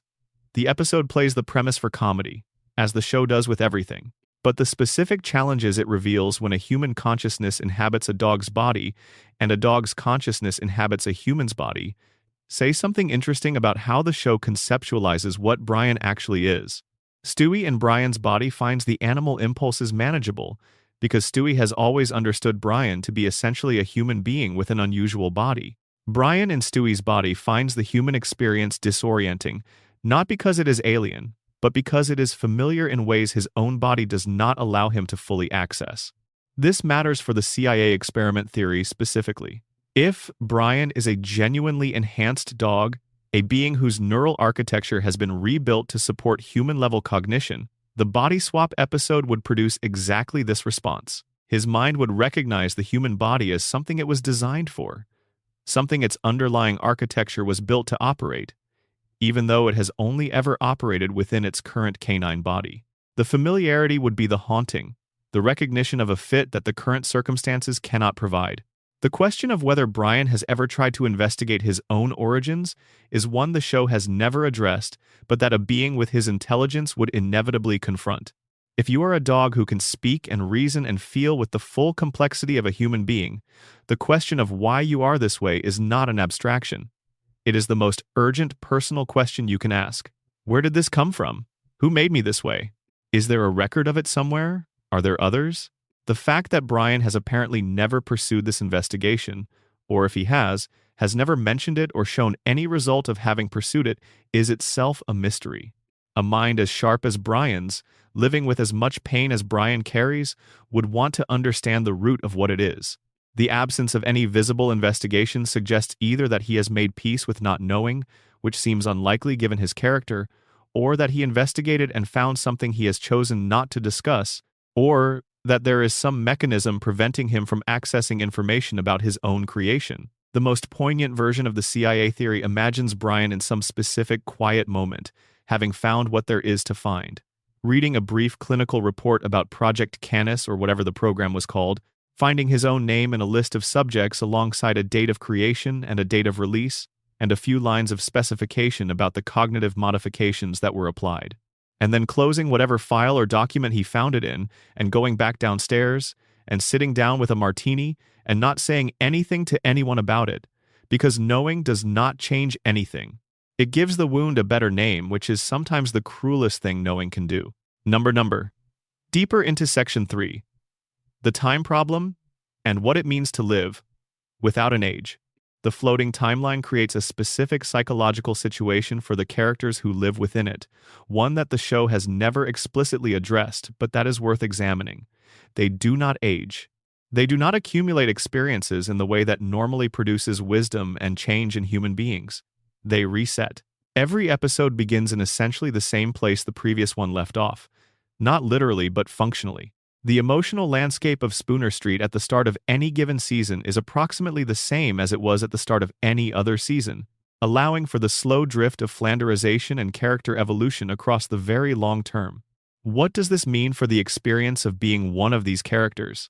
What is it like to exist in a world where time moves but you do not move with it? Where the world around you updates, technology changes, cultural references shift, political events occur, but your own position within the world remains essentially constant? The most honest answer the show has provided came unexpectedly in an early season episode where Peter, after a series of events, finds himself briefly living alone. The episode is comedic, but in its quiet moments there is something in Peter's experience of solitude that suggests a character who has never fully developed the interior resources to exist alone with himself. He becomes distressed not because he is doing anything differently, but because the absence of the household removes the context that makes him legible to himself. He knows what he is in relation to Lois and the kids. Without that relational context, the question of what he is independently becomes difficult to answer. A being who never ages and never accumulates experience in the way that normal time produces it would have exactly this problem with interior resources. Peter's repeated apparent stupidity might be less cognitive limitation and more the symptom of a mind that has never had to develop the independence of thought that comes from surviving the quiet moments alone. When he is in motion, embedded in the household, reacting to events, he functions adequately. When the motion stops and he is required to sit with himself and think independently, the gaps in his interior architecture become visible. Meg's experience of the frozen timeline is the most difficult to contemplate. She is 16 in Season 1. She is 16 in the most recent season. She has lived through everything that the show has put her through, and none of it has moved her forward into a different stage of her life, where the specific cruelties of adolescence would be replaced by whatever comes after. She is permanently in the most painful passage of what is already a painful life. There is no graduation, no leaving for college, no adult life, where the high school social hierarchy that has made her miserable dissolves into irrelevance. The timeline will not let her have that. She is the most trapped of all of them. Number deeper into Section 8, what Lois would say if she could say it. There is an episode that Family Guy has never made, but that the accumulated evidence of the show's 25 seasons strongly suggests is the episode Lois Griffin needs. Not a comedy episode, a serious one. 22 minutes in which Lois is allowed to say, without jokes or cutaways or resets, what she actually thinks and feels about the life she has chosen, and the family she has built, and the woman she is beneath the performance of patience and competence. We know some of what she would say from the fragments the show has scattered across decades of episodes. She would say that she married Peter because he felt like freedom. She would say that she has never been able to fully explain to herself, or to anyone else, why freedom that immediately produced 3 children and a household that requires her constant management ever felt like freedom at all. She would say that there are mornings when she looks at the kitchen, the dishes in the sink, and the chairs that need to be straightened, and the clock that tells her how much of the day is already gone before she has done anything she chose to do, and she feels something she does not have a clean word for. Not regret, exactly. Not dissatisfaction. The feeling of a person who is very good at a life they did not fully choose. She would say something about Meg. Not the truth, not yet, but something adjacent to it. Something about how it is possible to love a child with your whole heart and still find it difficult to look at them. How loving someone and being afraid of what they represent are not mutually exclusive, and that the difficulty of that coexistence is something she has never figured out how to hold with grace. She would say something about what it costs to be the competent one, the one who fixes things, the one who is expected to fix things. The weight of being the answer to everyone else's questions when you have your own questions that nobody thinks to ask you. This is the episode that would make Lois Griffin fully human in the way that the show has only occasionally and briefly allowed her to be. And it is the episode the show has chosen, over and over across 25 seasons, not to make. The mystery of Lois is partly the mystery of what that episode would contain, and partly the mystery of what it means that the show that has been willing to go almost everywhere else has chosen to leave this particular door closed. Number. Deeper into Section 12. The question that contains all the others. When everything else is set aside, when the theories and the paradoxes and the background mysteries and the unanswered questions have all been laid out, there is a single question underneath all of them that is not really about Family Guy, the television show, at all. It is about why we tell stories like this, why we create fictional families that are messy and broken and capable of sustained cruelty, and also, beneath all of that, something that we recognize as love. The answer has something to do with distance. Stories about dysfunctional families allow us to examine things that are difficult to examine directly in our own lives. The dynamics, the old wounds, the patterns that repeat across generations, the specific way a particular parent's coldness or a particular sibling's contempt or a particular household's chaos becomes the furniture of your interior life, the thing you arrange everything else around whether you mean to or not. These things are very difficult to look at directly, in the plain light of your own kitchen or living room, with the actual people who carry these patterns and who you love and who sometimes hurt you and who are doing the best they can in ways that are often inadequate. A cartoon makes it bearable. The distance of animation, of comedy, of the specific genre conventions of a primetime animated series creates enough space between you and the recognition that you can look at it without flinching away. Peter Griffin being terrible to Meg Griffin is something you can watch without the protective numbness you might need if it were real. And in watching it, in following the patterns and recognizing them and feeling the small jolt of that recognition, you process something about the real version of these patterns in your own life that you might not be able to process directly. This is what Family Guy has always been doing at its best. Using the absolute freedom of animation and comedy to examine things that are very difficult to examine. Parental failure. The weight of being invisible in your own family. The specific loneliness of being surrounded by people who love you imperfectly, the gap between who you are and who you perform yourself to be. The question of whether intelligence without wisdom is a gift or a burden. The mystery of whether the people we love could see us, really see us, if we let them, or if the performance is all there is. These are the questions underneath every episode. They are not the questions the show is asking out loud, but they are the questions the show is asking, in the background. In the details the attentive viewer notices, in the moments that last longer than the jokes they are embedded in, they are the reason people who have watched every episode twice can still be surprised by a moment in a season 12 episode that suddenly makes them feel something they did not expect to feel. The show is full, after 25 years, not of answers but of well-placed questions. Questions that will keep asking themselves as long as the show keeps running, and probably for some time after it stops. That is the mystery that contains all the others. The mystery of what it means to tell a story about people who cannot change, who are locked by the structure of their narrative into repeating the same mistakes and returning to the same starting points, and to make that story feel like it is telling the truth about something. The truth about love, specifically. About how love persists in places that do not obviously deserve it, in people who do not obviously merit it, in circumstances that would seem to exhaust any reasonable person's capacity for it, and about how that persistence, however irrational and however painful, is one of the most human things there is. We keep coming back to Spooner Street because the Griffins, in their dysfunction and their mess, and their love that is always there even when it is buried, are telling us something we need to hear. That the gap between the family we have and the family we wish we had is not necessarily the measure of loss. That something real and worth protecting can exist in the space created by that gap. That the love underneath the chaos, even when it is inconsistent and inadequate and frequently invisible, is still love. And that love, even imperfect love, even love that expresses itself badly and hurts people and fails the people it most needs to protect, is still one of the few things that actually matters. That is what Family Guy has always been about. In the beginning, when it was good at saying it, in the middle, when it forgot what it was saying, and now, in the later seasons, when it sometimes remembers again, in flashes, in the quiet moments between the cutaways, in the episodes where two characters sit together in an unexpected space and say something true to each other before the next joke comes. The mysteries will keep, the show will keep, we will keep coming back, and somewhere in that persistence, that loyalty to something that is imperfect and sometimes infuriating and occasionally magnificent, is the answer to every question we have asked tonight. Number. The shape of the mystery itself. One thing that deserves its own space before we close is the way Family Guy's mysteries differ from the mysteries in most other long-running shows. When we talk about unanswered questions in other franchises, we are usually talking about plot mysteries. Who killed whom? What a particular artifact does? What the villain's final plan turns out to be? These mysteries are designed to be solved. The narrative moves toward resolution.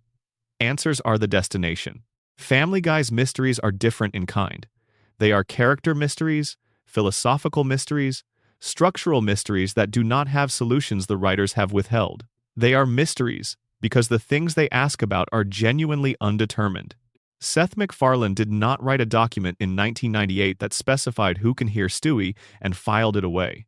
He made choices in individual episodes based on what was funny, and the accumulated choices produced a pattern that cannot be resolved into a single consistent rule because the choices were made for reasons that were not about consistency. This is actually a more sophisticated relationship with mystery than most storytelling achieves. Most storytelling pretends certainty and reserves its unknowns for things it is preparing to reveal. Family Guy's unknowns are genuinely open because the show is honest, in its own chaotic way, about the fact that it is making things up as it goes. The writer in a given episode does not know what the writer in a different season decided. The showrunner changes. The years accumulate. What emerges is not a coherent mythology but something closer to genuine life. A series of events produced by many different people, under many different pressures that forms patterns nobody specifically designed. Real families work this way. The dynamics that define them were not engineered by any one person. They emerged from the accumulated choices of many people across many years, under many pressures, most of those choices made without full awareness of their implications. The patterns are real. The effects are real. But there is no author who can tell you exactly why things are the way they are, because there was no author. There were only people, making choices, not entirely knowing what they were doing. In this way, Family Guy's mysteries, however accidentally, get something right about life that more carefully plotted shows miss.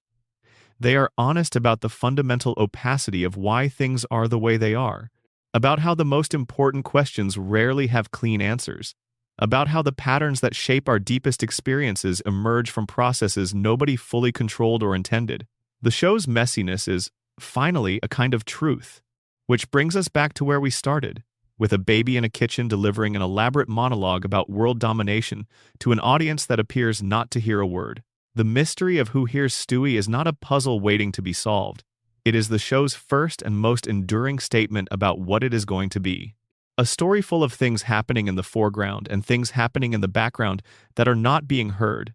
A story where the most important communications are the ones that do not quite get through. A story about the difficulty of being understood by the people you live with and the persistence of love in the face of that difficulty. After 25 years, that is still the story Family Guy is telling. When it remembers to tell it, one last thing, before we genuinely close. There is a version of this conversation that could have been much longer. The mysteries we covered tonight are the major ones, the ones that generate the most discussion and have the most evidence and the most interesting theoretical frameworks built around them. But Family Guy is a show that has been on television for more than a quarter century and produced more than 350 episodes. And within that volume, there are smaller mysteries, quieter ones, that never quite get discussed in the same breath as the big questions about Brian's origin and Stewie's comprehension and the floating timeline. There are individual jokes that appear once, early in the show's run, that seem to be setting up something that never materializes. There are character introductions where you can feel the potential of the character being established in the first scene they appear in, and then the character never returns or returns so rarely that whatever was being set up dissolves unfinished. There are throwaway lines and background scenes that suggest entire backstories for minor characters that the show has never explored. There are moments in transition scenes between acts where the animation team seems to be saying something the script has not authorized them to say directly.